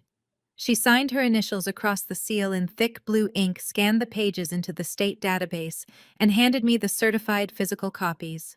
"It is officially recorded," Helen said, sliding the binder back across the counter. "Apex LLC is the undisputed owner of the Oakwood property, and you are the undisputed owner of Apex LLC. You are free and clear." "Thank you, Helen," I said, slipping the binder back into my tote bag. "You have been incredibly helpful." I walked out of the registry building, the oppressive midday heat wrapping around me as I reached my car. I climbed into the driver's seat, locked the doors, and pulled my military-grade laptop from my bag. I rested it on the steering wheel, the biometric scanner reading my retinas in the bright daylight. Bradley and Abigail were currently waking up in the master suite of that house, likely nursing champagne hangovers, entirely convinced they had won. Abigail was probably still wearing my grandmother's diamonds. They believed they had the house, the money, and the future. They did not know the federal government had already frozen Bradley's wealth fund. And they did not know the house they were sleeping in belonged to me. I opened a blank legal template on my desktop. The cursor blinked steadily against the stark white background, waiting for my command. I began typing. It was a formal, uncompromising document drafted on the official corporate letterhead of Apex LLC. It was addressed directly to Bradley and Abigail, outlining their status as unauthorized, non-paying occupants residing in a corporate-owned property. I cited the local state statutes regarding trespassing and unlawful detainer. I did not include any emotional language. I did not mention the cheating, the stolen maternity clothes, or the perjured custody affidavits my parents had signed. I kept it strictly business, just as Bradley had always preferred. I scrolled down to the final section, my fingers flying across the keys with lethal precision. I outlined the terms of their removal. They had no lease, they had no tenant rights, they were legally classified as squatters. I typed out the final bolded heading. Notice to vacate. I gave them exactly 24 hours to clear out of my house before I called the county sheriff to have them physically removed for criminal trespassing. The glass double doors of Richard Vance's downtown law firm practically screamed intimidation. We were ushered into a sprawling, sunlit conference room on the 42nd floor. Bradley and Abigail were already seated on the opposing side of a massive slab of polished mahogany. Abigail was lounging in her ergonomic leather chair, wearing a tailored bone-white crepe dress that clung tightly to her waist. When I pulled my chair out directly across from her, she locked eyes with me. Her lips curled into a slow, venomous smirk. With exaggerated, deliberate slowness, she ran her hand over her perfectly flat stomach. It was a calculated, silent strike at my swollen, pregnant figure, a blatant declaration that she had won the man, the lifestyle, and the future, while I was left burdened and abandoned. I sat down. I did not glare. I did not flinch. I offered her a polite, entirely vacant smile. Bradley sat beside her, exuding the restless energy of a man who felt vastly superior to everyone else in the building. He was wearing a custom-tailored navy suit, tapping a gold Mont Blanc pen rhythmically against the mahogany table. He looked at me not as a wife carrying his child, but as an annoying administrative error he was about to correct. "Let us get this over with," Bradley snapped, not bothering with pleasantries, as Simone unpacked her briefcase. "I do not have all day to sit here while you drag out the inevitable." Richard Vance, Bradley's high-priced shark of an attorney, cleared his throat. He reached out to temper his client, but Bradley brushed him off. Simone ignored the outburst. She withdrew a dense 50-page document bound in heavy legal cardstock and slid it across the smooth surface of the table. "This is the finalized global settlement and asset division decree," Simone stated, her voice perfectly modulated into a tone of reluctant defeat. "It incorporates all the concessions we agreed upon in principle. My client is officially relinquishing all claims to the Oakwood estate, the joint savings accounts, and your corporate entities. In exchange, she retains sole physical and legal custody of the child."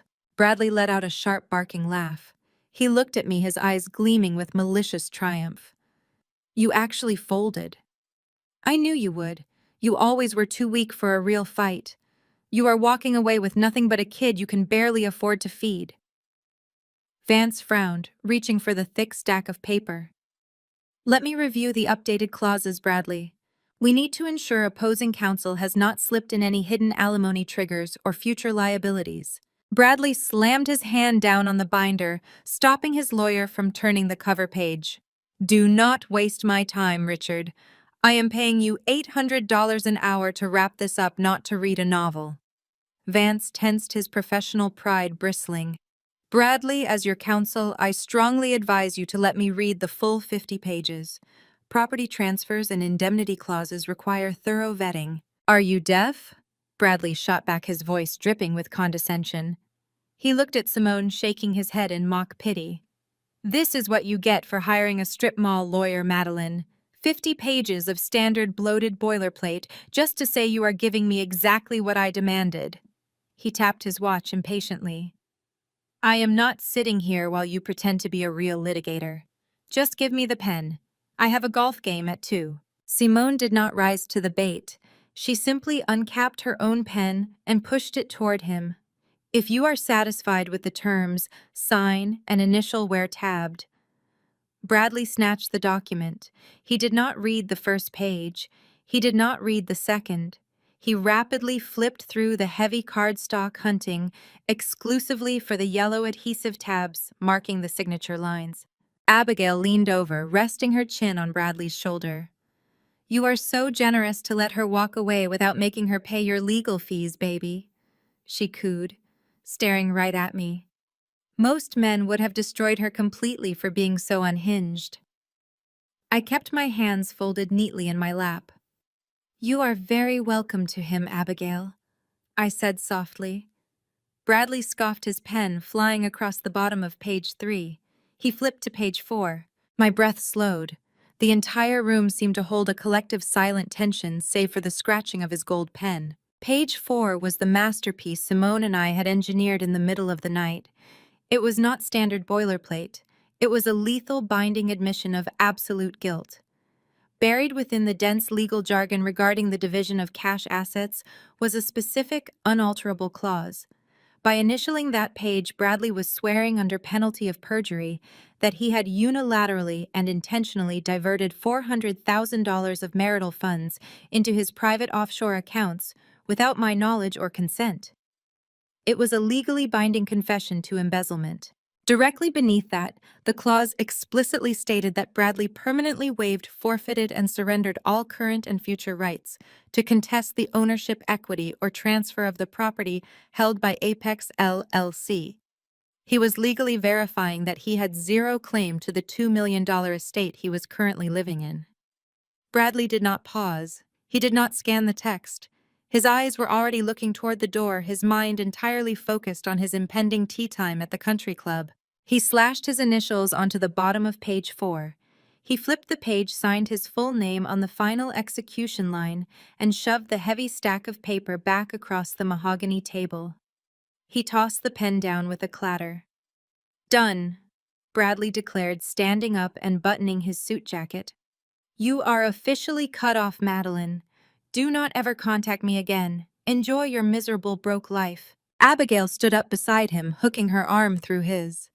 She offered me one last victorious smirk before they turned and walked out of the glass doors, leaving Richard Vance to hastily pack up his briefcase and follow them. The heavy doors clicked shut. The room fell into a deep, profound silence. Simone reached out and pulled the 50-page document toward her. She flipped directly to page 4, tracing her manicured finger over Bradley's hurried initials.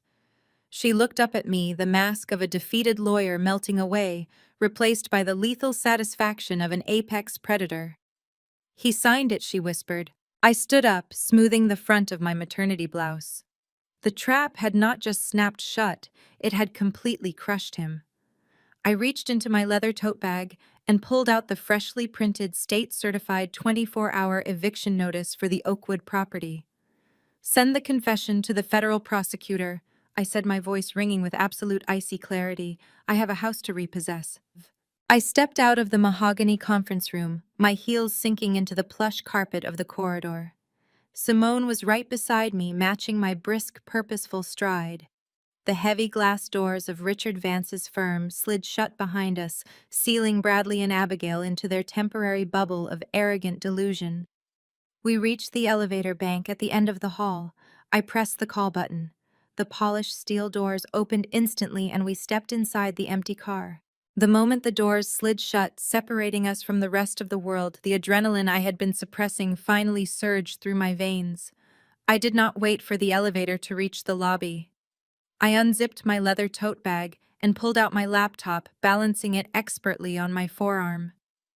The screen flared to life, illuminating the small mirrored space of the elevator car. It was time to execute the final phase. I opened my encrypted email client and began attaching the files that would systematically dismantle Bradley's life. First, I uploaded the high-resolution scan of the settlement document Simone had just finalized. I highlighted page 4. This was the irrefutable signed confession. Bradley had legally sworn under penalty of perjury that he alone controlled the offshore accounts and had unilaterally embezzled $400,000 of marital assets. By his own hand, he had absolved me of any connection to his financial crimes. Next, I dragged and dropped the digital dossier containing the Cayman Island wire transfers. These were the routing numbers I had spent months quietly tracking through my specialized IRS terminal. The documents traced every single dollar Bradley had stolen from his clients, funneling the capital through dummy corporations, before resting in a highly guarded offshore account. The paper trail was flawless. It proved premeditated grand larceny and international money laundering. Then came the digital video file. I attached the screen recording of Jessica's Instagram live stream from the night before. This was the absolute kill shot. The video clearly showed Bradley standing in the center of my living room, proudly soliciting new investments for his Platinum Tier fund. He had explicitly instructed his wealthy guests to wire hundreds of thousands of dollars to Apex LLC, completely unaware that the federal government had already frozen his wealth management accounts. By asking for money under those conditions, Bradley had committed textbook federal wire fraud on camera, providing the exact timestamp, location, and audio evidence the prosecutors needed to bypass a grand jury and go straight for an arrest warrant. Finally, I opened a folder labeled with my father's name, Thomas. I hesitated for a fraction of a second as I looked at the PDF files inside. These were Thomas's personal financial records documents I had uncovered while untangling Bradley's corporate web. I attached them to the email one by one. They detailed exactly how my father had become the primary anchor investor in Bradley's fraudulent scheme. Thomas had liquidated his entire retirement pension. He had taken out a massive high-interest second mortgage on my childhood home. He had drained every liquid asset he and Catherine possessed, pouring it all directly into Bradley's offshore accounts, because he believed his golden son-in-law was a financial messiah. Simone watched the progress bar moving across my screen as the heavy attachments loaded into the secure server. She reached out and placed a firm hand over mine, stopping my fingers from hovering over the keyboard. "Madeline, wait," Simone warned, her voice dropping to a low, serious register. The elevator continued its smooth descent, the floor numbers ticking down on the digital display above our heads. I looked away from the screen and met her gaze. "You know exactly what this specific file package means," Simone said, gesturing toward the attachment containing my father's records. "Once you send this to the feds, it triggers an automatic mandatory asset clawback. The government will seize every single account connected to Bradley's fund to pay off the institutional creditors. Your parents gave Bradley everything. They leveraged their actual home to buy into his Platinum Tier because they wanted the social status. Once this email goes through, the Treasury Department will freeze your parents out. They will be completely bankrupt by Monday morning. They will lose the house. They will lose everything." Simone was giving me one last chance to save the people who had raised me. She was offering me a moment of mercy, a chance to perhaps redact Thomas's name from the federal report and let him figure out his own financial ruin privately. I looked back at the screen. I saw the names of the people who had systematically dismantled my self-worth since I was a child. I remembered my father openly mocking my career while praising Bradley's fraudulent success. I remembered my mother handing my grandmother's heirloom diamonds to Abigail, rewarding her for stealing my husband. I remembered them sitting in my living room less than 24 hours ago, raising their glasses to toast my utter destruction. They had cheered for the man who tried to leave me pregnant and homeless. They had financed Abigail's victory march with their own retirement money, completely blinded by their absolute refusal to ever see me as anything other than a failure. I looked Simone dead in the eyes. The coldness in my own voice surprised even me. "They made their choice," I said. "I did not owe them protection. I did not owe them loyalty. They had chosen their golden child, and now they would reap the exact reward they had paid for." I pulled my hand out from under Simone's and positioned my cursor over the top right corner of the screen. The elevator chimed loudly, announcing our arrival at the ground floor lobby. The polished steel doors slid open, revealing the bright, bustling atrium of the corporate tower. People in sharp business attire rushed past carrying coffees and briefcases, entirely unaware of the absolute devastation resting on my keyboard. I addressed the secure email directly to the Federal Bureau of Investigation Financial Crimes Division and carbon copied the Internal Revenue Service Criminal Investigation Unit. I took one deep, steadying breath, absorbing the finality of the moment. I was burning the entire kingdom to the ground. I clicked send. The email vanished from my outbox, swallowed by the encrypted void of federal servers. The machinery of the United States government was officially in motion. Warrants would be drafted over the weekend. Subpoenas would be filed. By the time the stock market opened on Monday morning, the FBI and the IRS would be kicking down the glass doors of Bradley's firm. I closed my laptop, the digital click echoing in the empty elevator. Simone looked at me, a sharp, approving glint in her eye. We walked out of the corporate tower into the bright Friday afternoon air, leaving the wreckage of my past securely behind us. But there was one final, deeply personal theater of war left to conquer. Saturday afternoon arrived with a crisp, mocking perfection. The sky over the Oakwood Country Club was a brilliant cloudless blue. The valet line was choked with imported luxury SUVs, the usual weekend gathering of the city's elite. I pulled my modest sedan into a visitor spot near the back of the lot. Simone parked her sleek black Lexus right next to me. She stepped out, adjusting the collar of her sharp blazer, holding a single heavy leather portfolio. It contained the certified state-stamped deed to the Oakwood estate and the 24-hour eviction notice. We walked through the manicured front gardens of the club.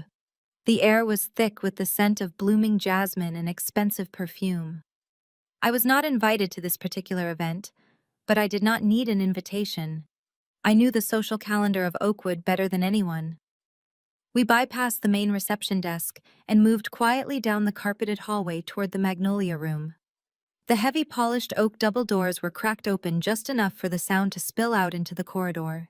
I stopped just out of sight, pressing my back against the flocked wallpaper. Simone stood beside me, her arms crossed, listening. Inside, Abigail was holding court. She had rented the most expensive ballroom the club offered. Through the narrow gap in the doors, I could see the sickeningly sweet, over-the-top decor. Massive cascading floral arrangements of pastel green and gold dominated the room. A towering 5-tier fondant cake sat on a pedestal next to a mountain of expensively wrapped gifts. It was a baby shower. A massive catered society baby shower funded by Bradley's stolen money. But the guest of honor was not the mother.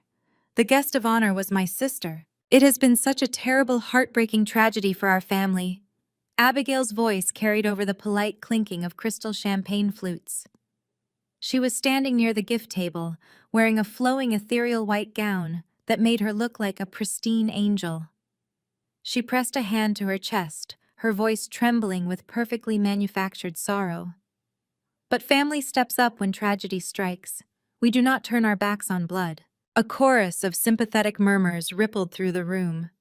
I recognized the voices of women I had hosted for dinner, women I had helped organize charity galas with, women who were now eagerly consuming my sister's lies. "Madeline has completely snapped," Jessica said, her voice dropping into a loud conspiratorial whisper that echoed perfectly into the hallway. "I heard she gave up all her assets, the house, the savings, everything, just to avoid a mandatory psychiatric hold. She is completely broke and entirely unfit." Abigail dabbed at the corner of her eye with a silk napkin. "Bradley has been an absolute saint through this entire nightmare," she told the crowd. "He is taking on the full financial burden of the child. We are stepping in. We will be raising the baby in the Oakwood house. It is the only safe, stable environment for a newborn. I am just so grateful we can provide a loving home when my sister cannot even take care of herself." The sheer breathtaking audacity of the lie settled over me like a heavy, suffocating blanket. Abigail was not just stealing my husband and parading around in my house. She was actively pitching herself to high society as the benevolent, saintly savior who was going to rescue my unborn child from my supposed insanity. She was using my baby as a social prop to cement her status as Oakwood's newest matriarch. Catherine's voice cut through the chatter. She was standing next to the mountain of gifts, directing the country club staff. "Just put the silver rattles and the cashmere blankets on the back table," my mother instructed haughtily. "Abigail has already cleared out the nursery in the new house. We are making sure the transition is absolutely seamless once the state permanently terminates Madeline's custody rights. She is simply too ill to be a mother. It is a tragedy, really, but Abigail is so brave for taking this on." I listened to the guests whispering their toxic praise. I listened to them applaud my sister for her fraudulent bravery. I listened to my own mother casually discuss the termination of my maternal rights as if she were planning a garden party. They had already buried me. They had written my eulogy, divided my assets, claimed my child, and were currently drinking champagne to celebrate my institutionalization. Simone looked at me. Her jaw was tight, her eyes blazing with professional outrage. "Are you ready to end this?" she murmured softly. I did not feel angry. I did not feel sad. I felt like a weapon that had finally been unsheathed. I reached down and smoothed the pristine fabric of my custom-tailored ivory crepe maternity suit. I had not come here dressed like a victim.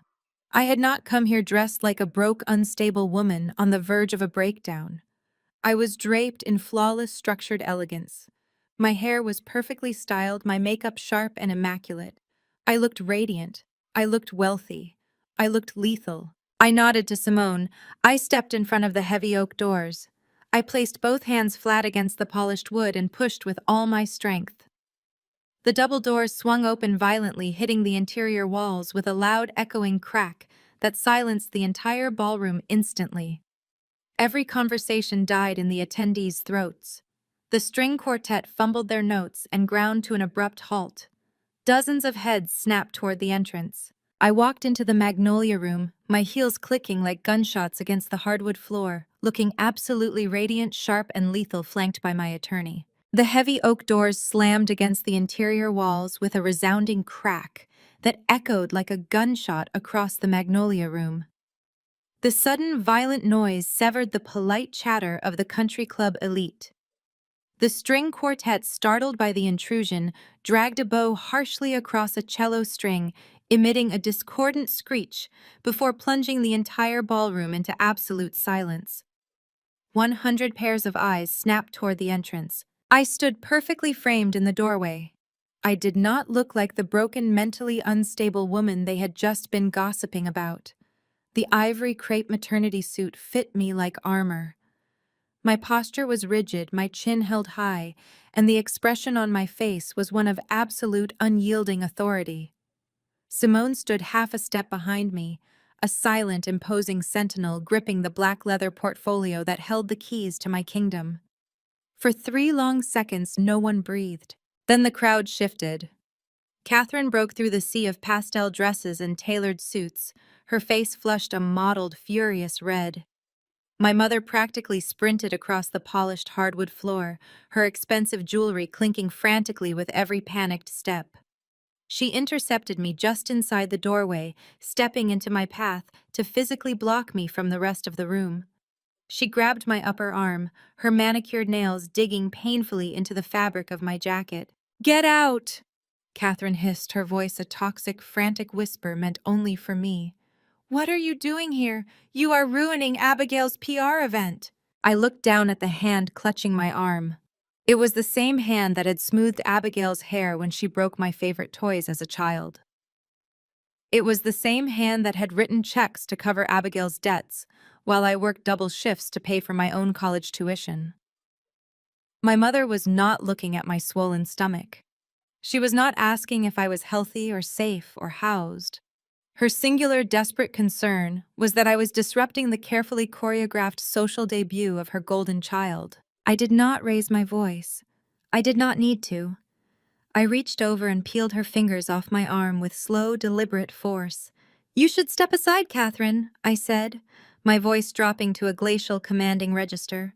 "You are standing in the blast radius." Catherine stumbled back, genuinely shocked by the physical and emotional strength she had just encountered. The compliant, quiet daughter she had spent 30 years steamrolling had vanished entirely. I stepped past her and began my walk toward the front of the room. The crowd of wealthy socialites parted for me like the Red Sea. I recognized the faces of women who had smiled at me at charity galas, women who had eaten dinner at my dining table, women who had just spent the last hour eagerly consuming my sister's lies.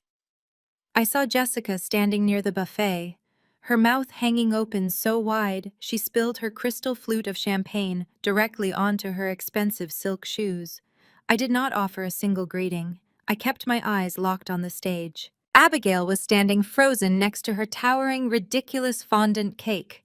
The angelic, sorrowful expression she had been wearing just moments before was completely gone, replaced by the sheer, unadulterated terror of a cornered animal.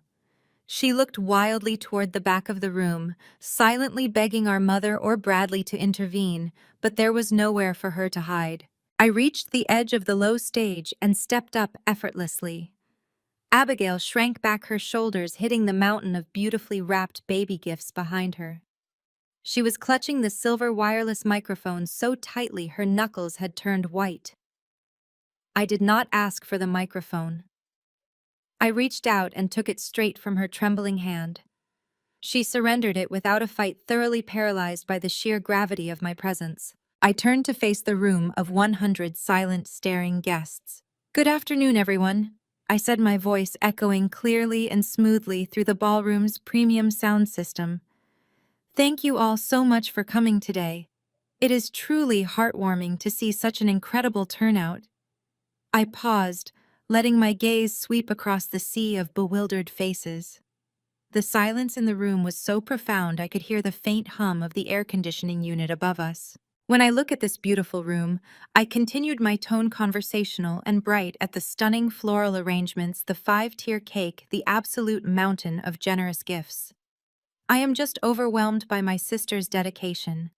It takes a very specific, very exceptional kind of woman to host a lavish baby shower for a child she is actively trying to rip away from its mother." A collective, audible gasp rippled through the country club. Several women covered their mouths. I saw a few guests instinctively take a step backward, completely electrified by the sudden, brutal turn of events. I turned my head slightly, locking eyes with Abigail. She was hyperventilating, her chest heaving under her pristine white gown. "Abigail has been telling you a tragic story today," I said to the crowd, my voice sharpening into a lethal blade. "She has been pitching herself to all of you as the saintly, self-sacrificing aunt who is stepping in to raise her mentally unstable sister's baby. It is a fantastic narrative. It is highly dramatic. It is also a complete, calculated fabrication meant to secure her place in your social circle." I stepped closer to the edge of the stage, commanding the entire room. "Abigail is not rescuing my child," I stated, enunciating every single syllable. "Abigail is the mistress. She is the woman who has been sleeping with my husband in my own bed for the past 8 months. She is the woman who helped him drain my bank accounts. She did not plan this nursery out of the goodness of her heart. She planned it because she is desperately trying to legitimize the life she stole from me." The ballroom erupted into chaos. The hushed, polite atmosphere evaporated instantly, replaced by a frenzy of scandalous whispers. High society wives turned to each other, their eyes wide with shock and judgment. The elite crowd that Abigail had spent weeks aggressively courting was now looking at her with absolute, unfiltered disgust. She had invited them to a PR event to cement her status, and I had just turned it into a public execution of her reputation. Abigail opened her mouth, stammering, trying to produce a defense, but no words came out. She looked at Catherine, but my mother was hiding her face behind a menu near the back wall, utterly humiliated by the public spectacle. Suddenly, a violent commotion erupted near the private bar at the far end of the ballroom. "Shut your mouth!" a man roared, his voice tearing through the ambient noise of the crowd. The guests hastily scattered as Bradley stormed through the center of the room. His custom navy suit jacket was flapping open, his tie askew. His face was a mask of pure purple rage. He shoved a waiter out of his path, sending a tray of appetizers clattering to the floor. Bradley charged the stage, pointing a shaking, accusatory finger directly at my face. "Do not listen to a single word she says. He screamed at the wealthy investors and socialites surrounding us. She is insane. She is a completely unhinged, homeless, crazy woman who owns absolutely nothing. The glass doors of the elevator clicked into place as we stepped out into the bright Friday afternoon sun, leaving Richard Vance's firm and Bradley's impending federal indictment securely behind us. But the war was not entirely over. There was one final, deeply personal theater left to conquer. Saturday afternoon arrived with a crisp, mocking perfection. The sky over the Oakwood Country Club was a brilliant, cloudless blue. The valet line was choked with imported luxury SUVs, the usual weekend gathering of the city's elite. I pulled my modest sedan into a visitor spot near the back of the lot. Simone parked her sleek black Lexus right next to me. She stepped out, adjusting the collar of her sharp blazer, holding a single heavy leather portfolio. It contained the certified state-stamped deed to the Oakwood estate and the corresponding legal notices. We walked through the manicured front gardens of the club. The air was thick with the scent of blooming jasmine and expensive perfume. I was not invited to this particular event, but I did not need an invitation. I knew the social calendar of Oakwood better than anyone. We bypassed the main reception desk and moved quietly down the carpeted hallway toward the Magnolia Room. The heavy polished oak double doors were cracked open just enough for the sound to spill out into the corridor. I stopped just out of sight, pressing my back against the flocked wallpaper. Simone stood beside me, her arms crossed, listening. Inside, Abigail was holding court. She had rented the most expensive ballroom the club offered. Through the narrow gap in the doors, I could see the sickeningly sweet over-the-top decor. Massive, cascading floral arrangements of pastel green and gold dominated the room. A towering five-tier fondant cake sat on a pedestal next to a mountain of expensively wrapped gifts. It was a baby shower. A massive catered society baby shower funded by Bradley's stolen money. But the guest of honor was not the mother. The guest of honor was my sister. It has been such a terrible, heartbreaking tragedy for our family. Abigail's voice carried over the polite clinking of crystal champagne flutes. She was standing near the gift table wearing a flowing, ethereal white gown that made her look like a pristine angel. She pressed a hand to her chest, her voice trembling with perfectly manufactured sorrow. But family steps up when tragedy strikes. We do not turn our backs on blood. A chorus of sympathetic murmurs rippled through the room. I recognized the voices of women I had hosted for dinner, women I had helped organize charity galas with, women who were now eagerly consuming my sister's lies. Madeline has completely snapped, Jessica said, her voice dropping into a loud conspiratorial whisper that echoed perfectly into the hallway. I heard she gave up all her assets, the house, the savings, everything just to avoid a mandatory psychiatric hold. She is completely broke and entirely unfit. Abigail dabbed at the corner of her eye with a silk napkin. Bradley has been an absolute saint through this entire nightmare, she told the crowd. He is taking on the full financial burden of the child. We are stepping in. We will be raising the baby in the Oakwood house. It is the only safe, stable environment for a newborn. I am just so grateful we can provide a loving home when my sister cannot even take care of herself. The sheer, breathtaking audacity of the lie settled over me like a heavy, suffocating blanket. Abigail was not just stealing my husband and parading around in my house. She was actively pitching herself to high society as the benevolent, saintly savior who was going to rescue my unborn child from my supposed insanity. She was using my baby as a social prop to cement her status as Oakwood's newest matriarch. Catherine's voice cut through the chatter. She was standing next to the mountain of gifts, directing the country club staff. Just put the silver rattles and the cashmere blankets on the back table, my mother instructed haughtily. Abigail has already cleared out the nursery in the new house. We are making sure the transition is absolutely seamless once the state permanently terminates Madeline's custody rights. She is simply too ill to be a mother. It is a tragedy, really, but Abigail is so brave for taking this on. I listened to the guests whispering their toxic praise. I listened to them applaud my sister for her fraudulent bravery. I listened to my own mother casually discuss the termination of my maternal rights as if she were planning a garden party. They had already buried me. They had written my eulogy, divided my assets, claimed my child, and were currently drinking champagne to celebrate my institutionalization. Simone looked at me. Her jaw was tight, her eyes blazing with professional outrage. "Are you ready to end this?" she murmured softly. I did not feel angry. I did not feel sad. I felt like a weapon that had finally been unsheathed. I reached down and smoothed the pristine fabric of my custom-tailored ivory crepe maternity suit. I had not come here dressed like a victim. I had not come here dressed like a broke, unstable woman on the verge of a breakdown. I was draped in flawless, structured elegance. My hair was perfectly styled, my makeup sharp and immaculate. I looked radiant. I looked wealthy. I looked lethal. I nodded to Simone. I stepped in front of the heavy oak doors. I placed both hands flat against the polished wood and pushed with all my strength. The double doors swung open violently, hitting the interior walls with a loud, echoing crack that silenced the entire ballroom instantly. Every conversation died in the attendees' throats. The string quartet fumbled their notes and ground to an abrupt halt. Dozens of heads snapped toward the entrance. I walked into the Magnolia Room, my heels clicking like gunshots against the hardwood floor. Catherine broke through the sea of pastel dresses and tailored suits, her face flushed a mottled, furious red. My mother practically sprinted across the polished hardwood floor, her expensive jewelry clinking frantically with every panicked step. She intercepted me just inside the doorway, stepping into my path to physically block me from the rest of the room. She grabbed my upper arm, her manicured nails digging painfully into the fabric of my jacket. "Get out!" Catherine hissed, her voice a toxic, frantic whisper meant only for me. "What are you doing here? You are ruining Abigail's PR event." I looked down at the hand clutching my arm. My mother was not looking at my swollen stomach. She was not asking if I was healthy or safe or housed.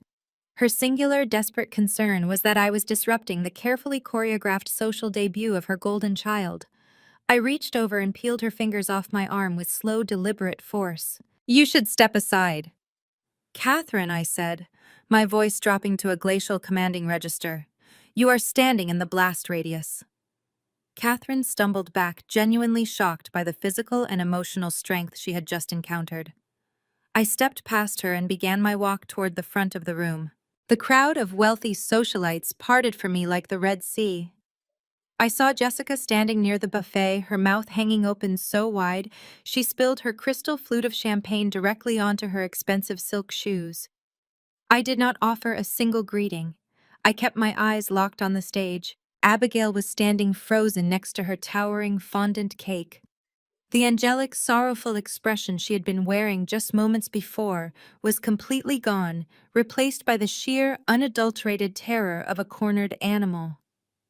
She looked wildly toward the back of the room, silently begging our mother or Bradley to intervene, but there was nowhere for her to hide. I reached the edge of the low stage and stepped up effortlessly.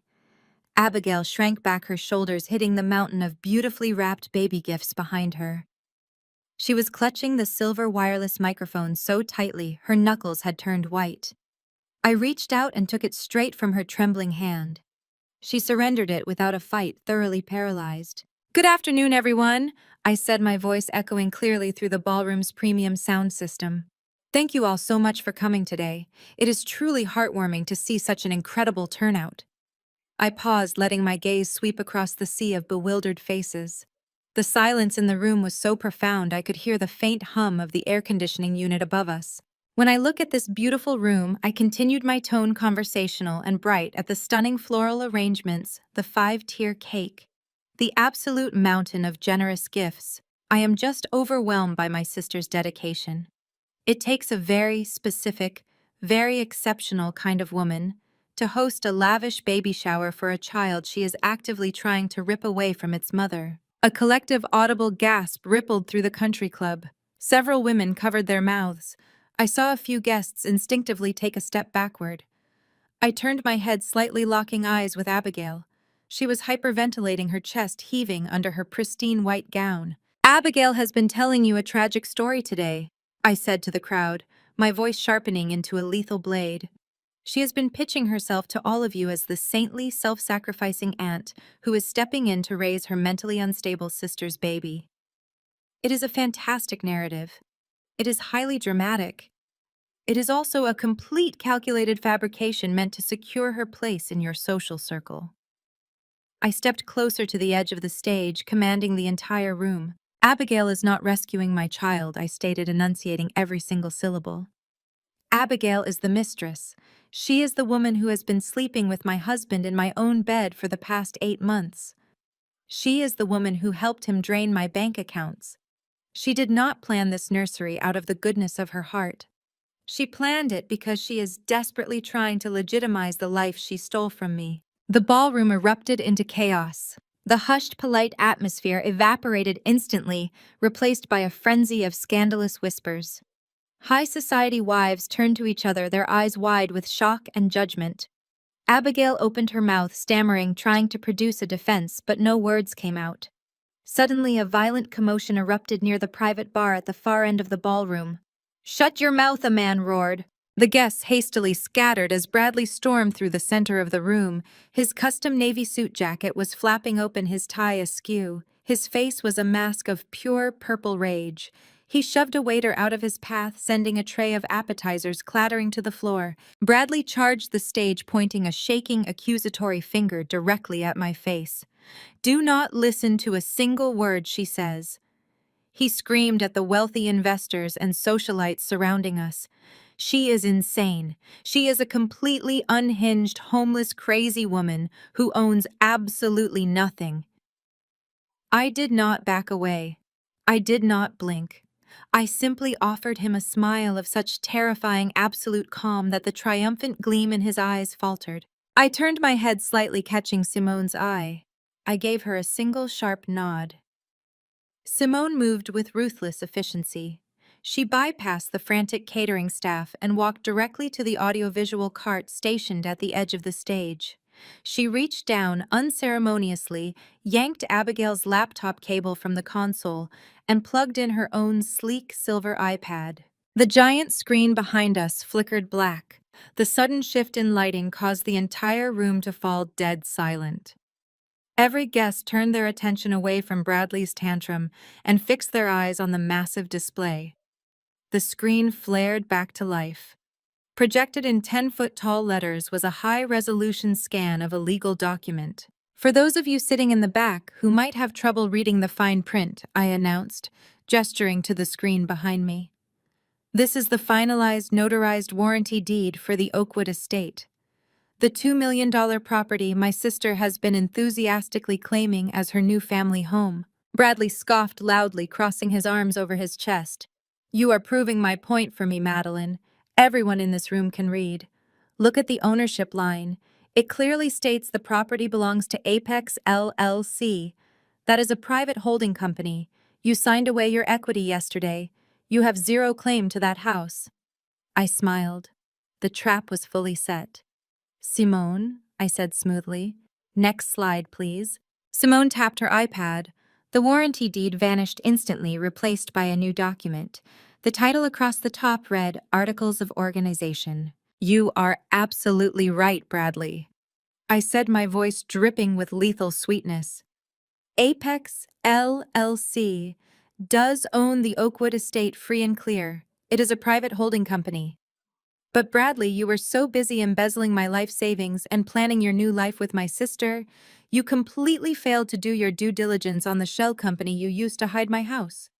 Bradley frowned, his eyes darting from my face to the screen. "You hired a discount broker to purchase an off-the-shelf LLC to funnel the property into," I explained to the captivated audience.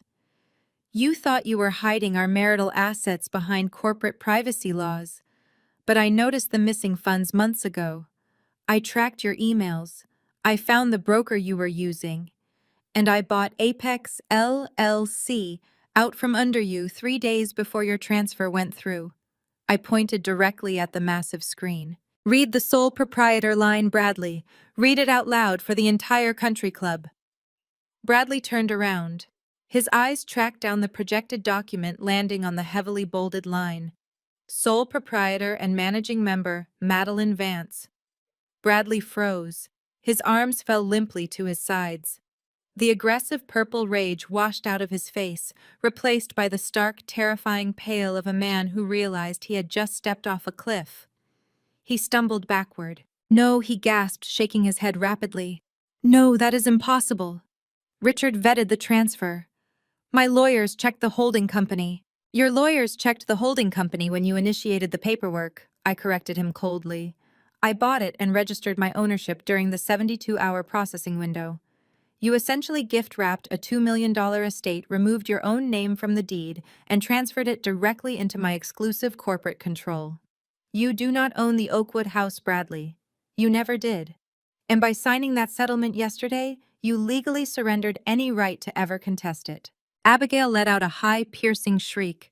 She lunged forward, grabbing Bradley by the lapels of his suit. "Tell me she is lying!" Abigail screamed, shaking him violently.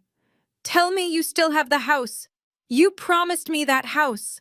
Catherine pushed through the crowd, pointing a trembling finger at Simone. "This is a trick," my mother yelled. "You manufactured those documents. This is illegal." Simone stepped forward, pulling a stack of certified watermarked folders from her portfolio. "These are state-certified records," Catherine Simone stated. "Your daughter is the sole uncontested owner of the Oakwood property." I turned my attention back to Bradley. He was looking at me with pure, unadulterated terror. I reached into the interior pocket of my tailored blazer. I pulled out a stiff, heavy piece of legal paper stamped with a bright red court seal. I stepped across the stage, completely invading his personal space. I raised my hand and slapped the document flat against the center of his chest. Reflexively, Bradley brought his hands up and grabbed the paper. "This is a 24-hour eviction notice," I said, my voice dropping to a deadly quiet register.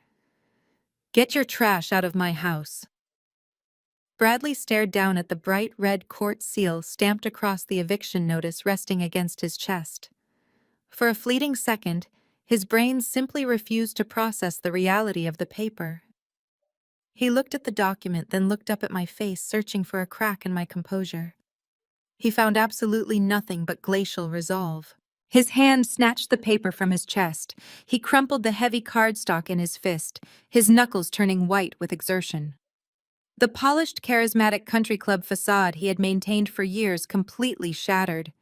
The veins in his neck bulged against the collar of his custom shirt.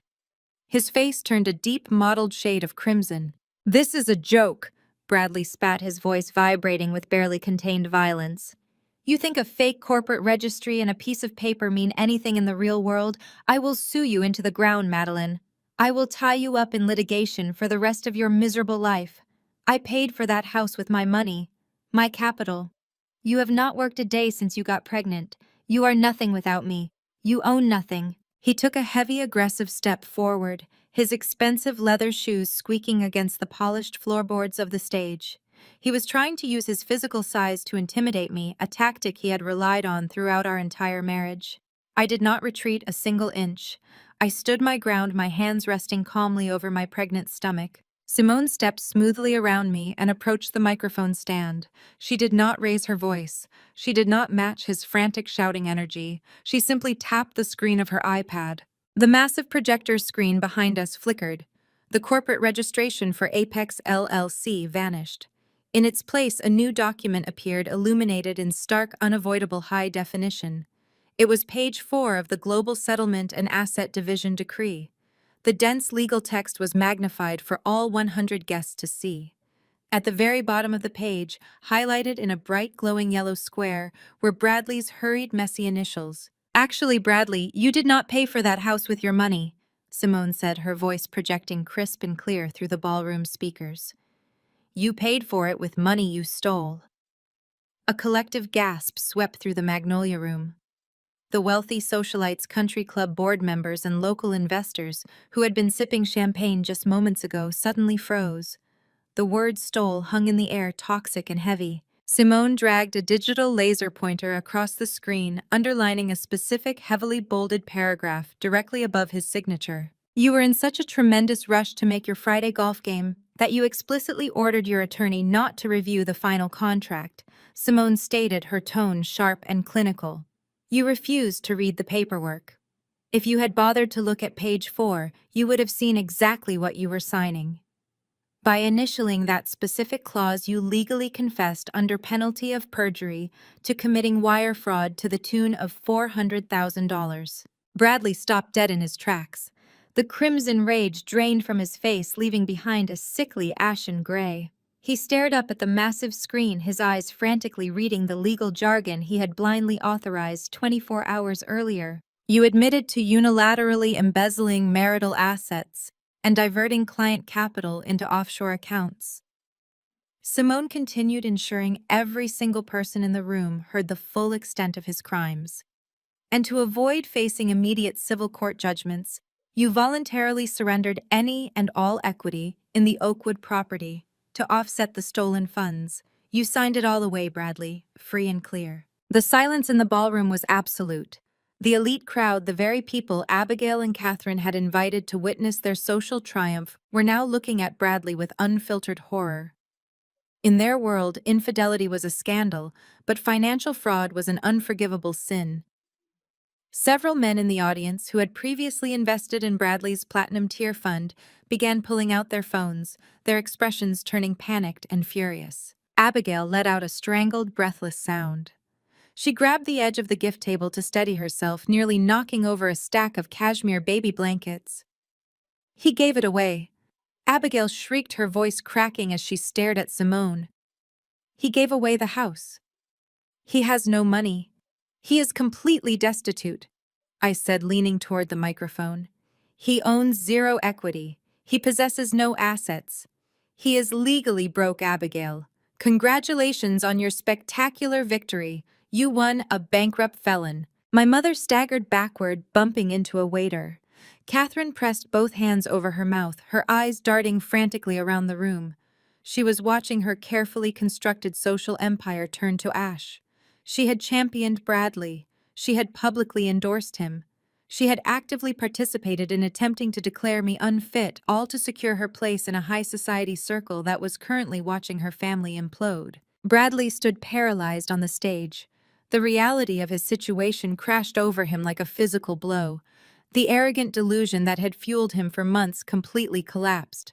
He had no house to live in. He had no funds to access. He had willingly signed a legally binding confession to a federal crime, handing the prosecution their entire case on a silver platter. He had engineered his own absolute destruction because he believed he was simply too smart to be caught by the wife he so deeply underestimated. His eyes locked onto mine. The sheer terror in his gaze shifted rapidly back into a dark, feral desperation. He had nothing left to lose.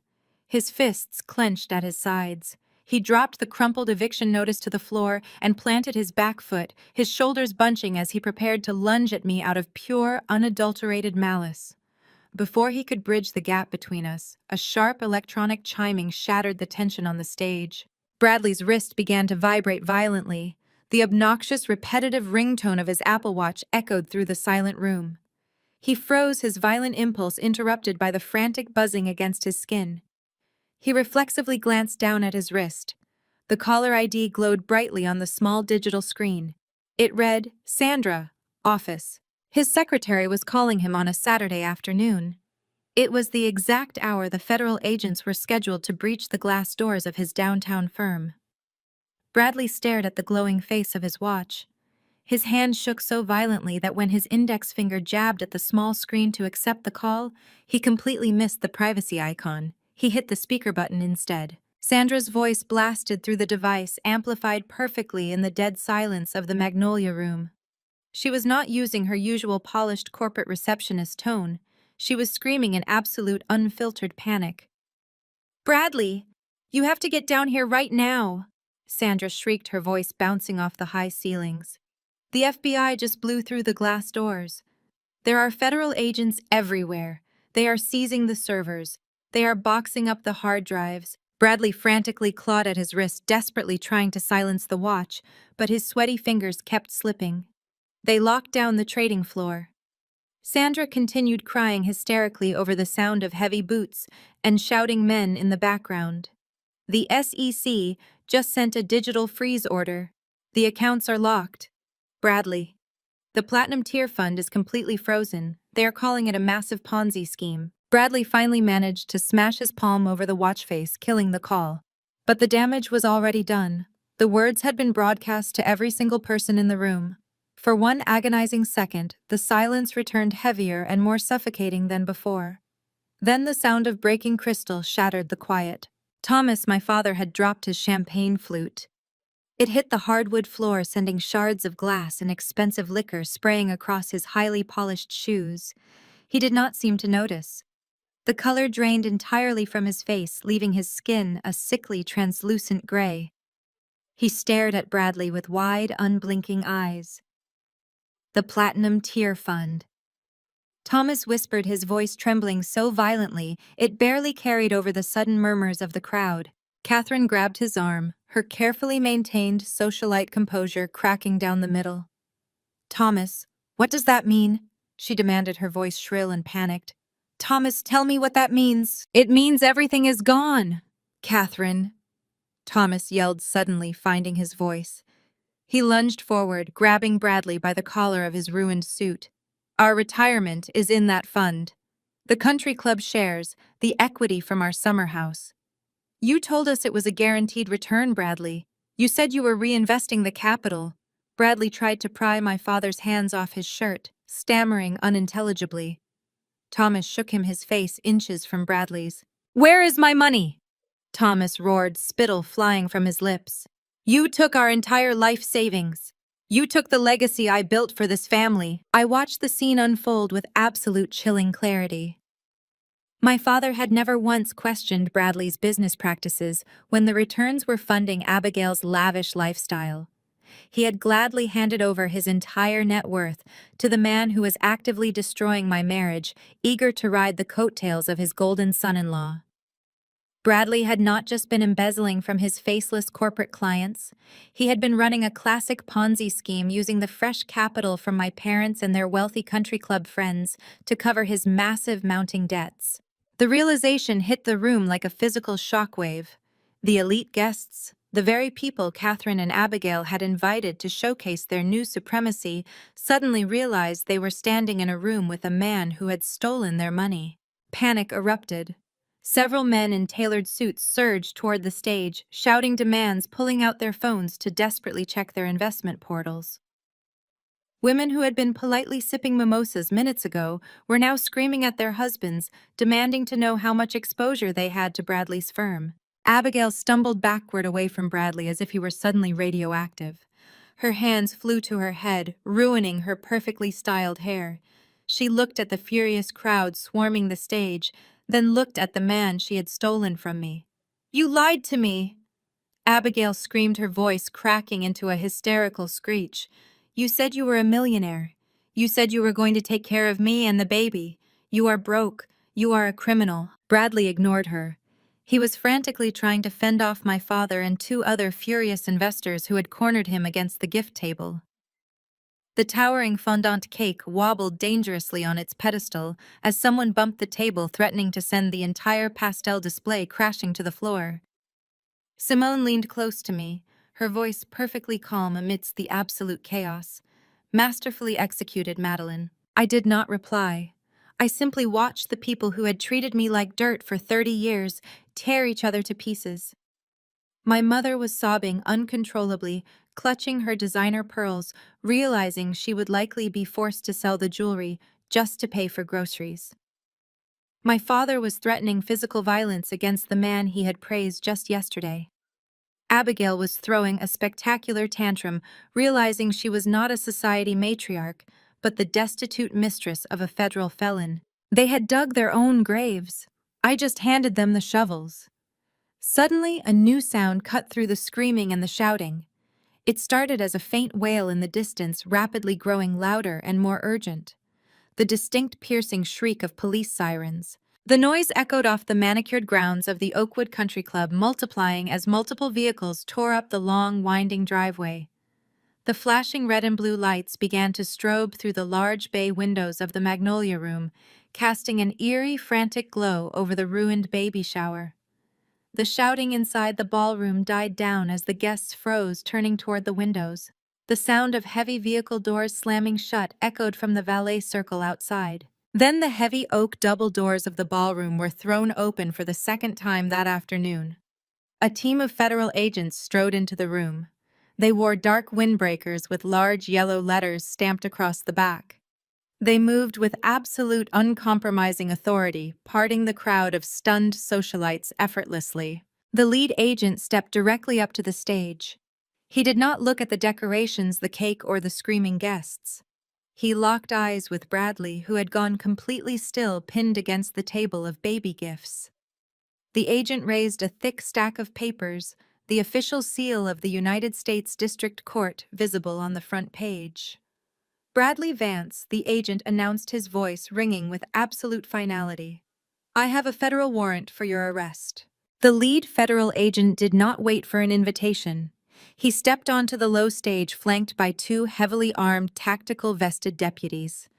Bradley remained frozen against the mountain of expensively wrapped baby gifts, his chest heaving, his eyes darting frantically around the room as if searching for a legal loophole that simply did not exist. "Bradley Vance." The agent stated, his voice a flat, uncompromising baritone that carried easily to the back of the Magnolia Room. "You are under arrest for federal wire fraud, embezzlement, and operating an unlicensed financial syndicate." The deputies moved with practiced, terrifying efficiency. They grabbed Bradley by the shoulders of his bespoke navy suit, spun him around roughly, and shoved him forward.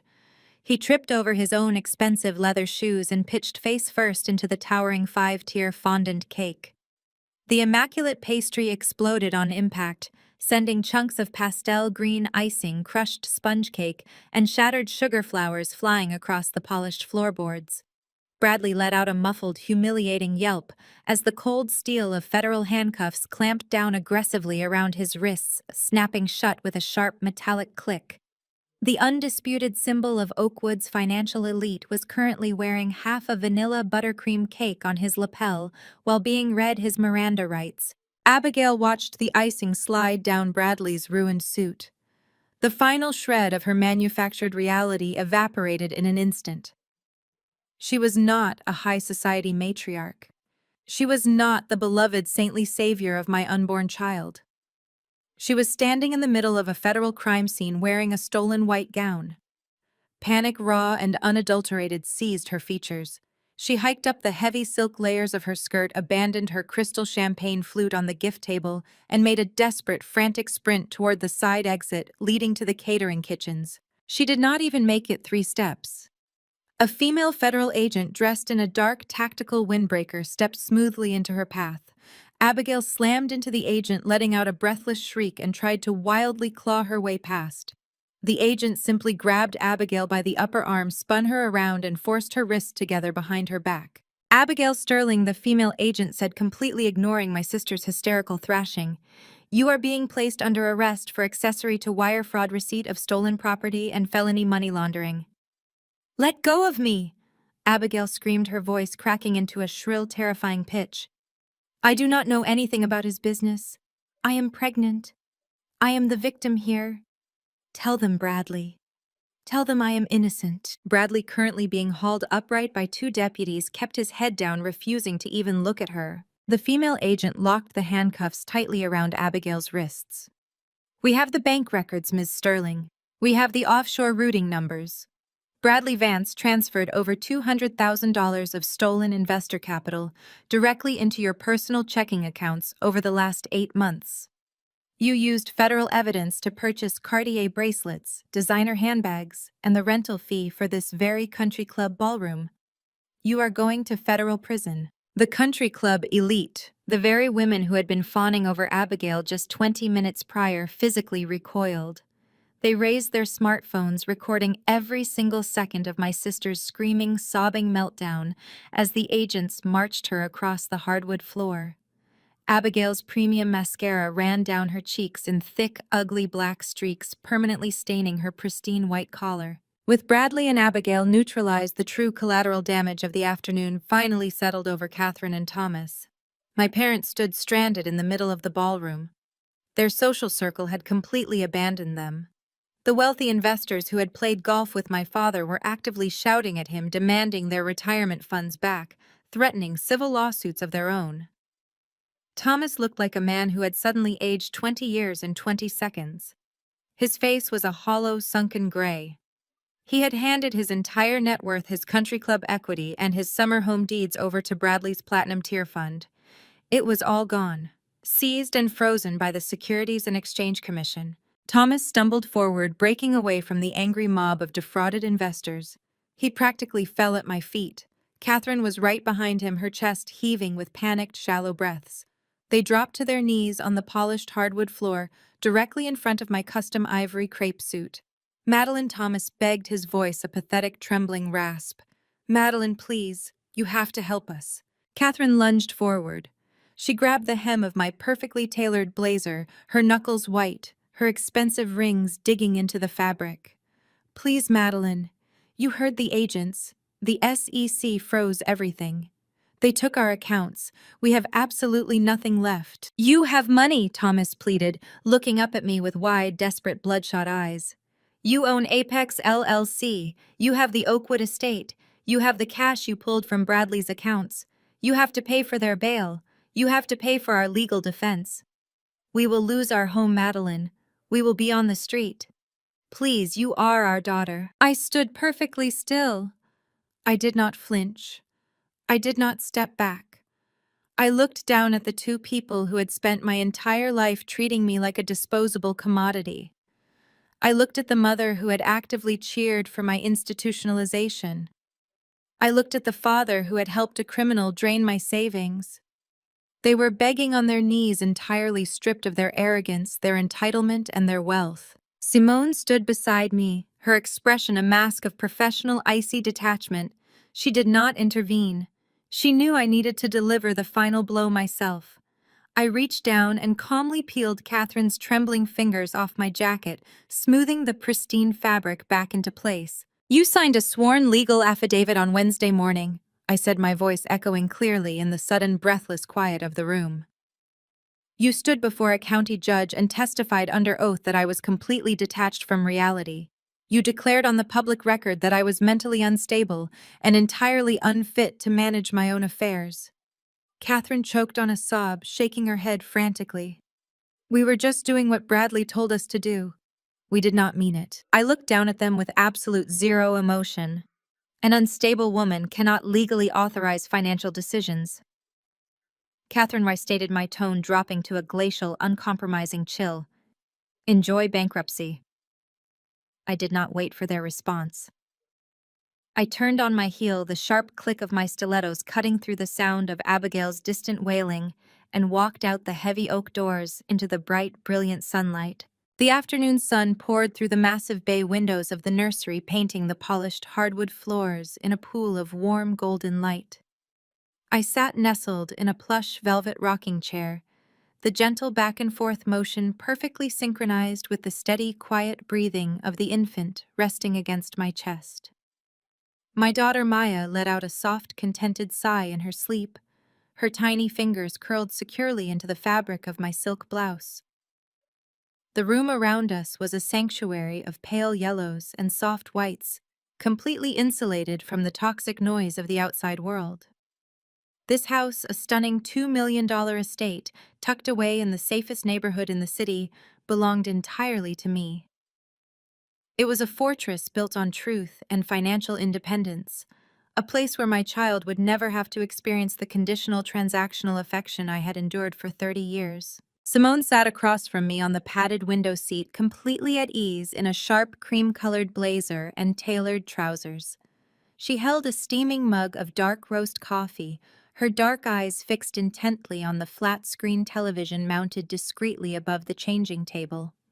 We kept the volume turned down low, just a steady professional murmur from the local news anchor, perfectly calibrated so as not to wake the sleeping baby in my arms. The Oakwood Country Club scandal had dominated the local news cycle for exactly 60 days, and today was the grand finale. The screen flashed a courtroom sketch of Bradley.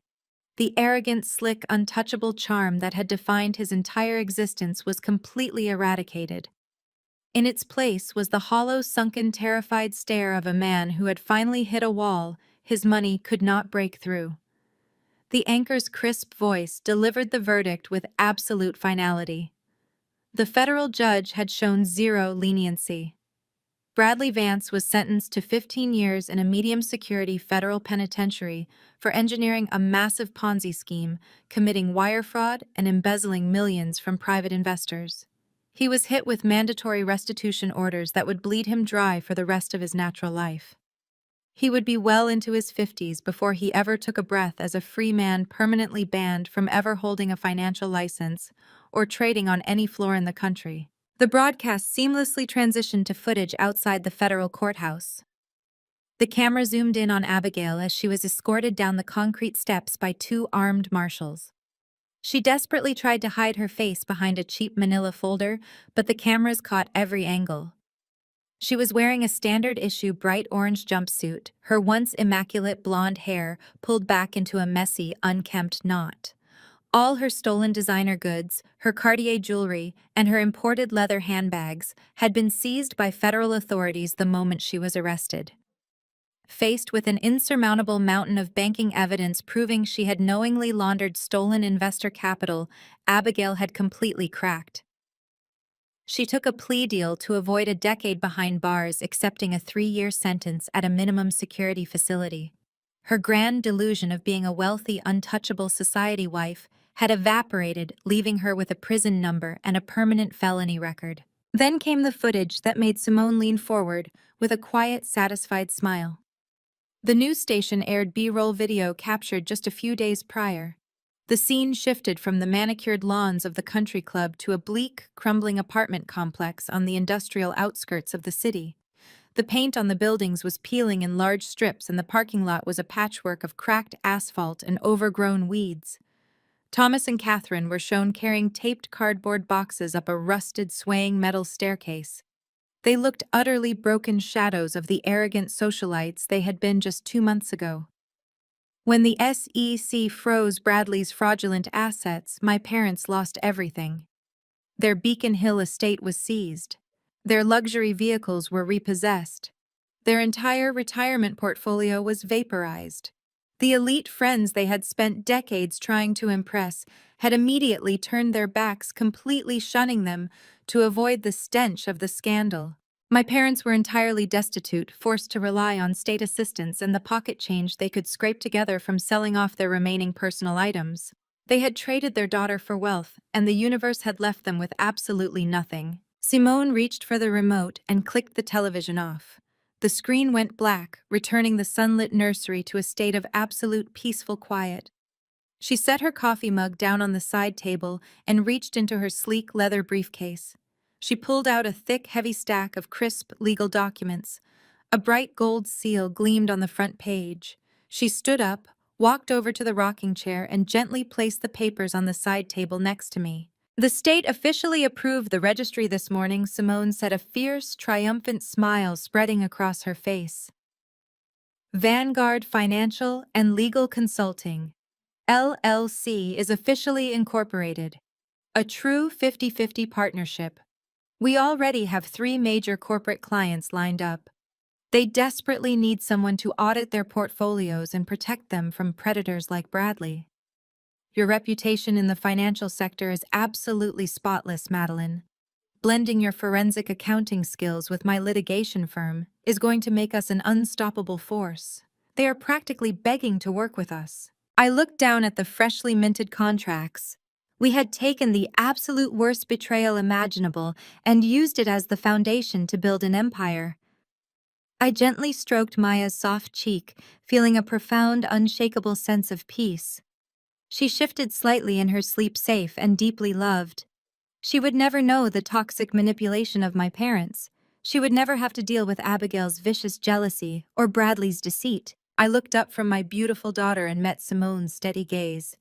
She had stood beside me when my own blood had tried to destroy me. She had weaponized her legal brilliance to secure my freedom, protect my assets, and ensure my survival. "Family isn't about blood," I said softly, making sure not to disturb the sleeping baby in my arms. "Family is the people who hand you the sword when the world tries to bury you." The screen fades to black. The story of Madeline's ultimate triumph teaches a powerful lesson about redefining what family truly means.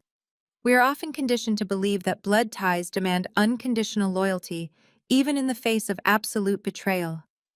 However, Madeline's journey proves that toxic relatives are never entitled to your peace or your hard-earned success.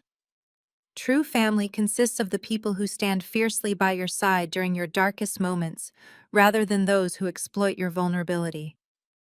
By setting ironclad boundaries, you can protect your future and thrive. Share your own experiences with setting healthy boundaries and leave a comment below.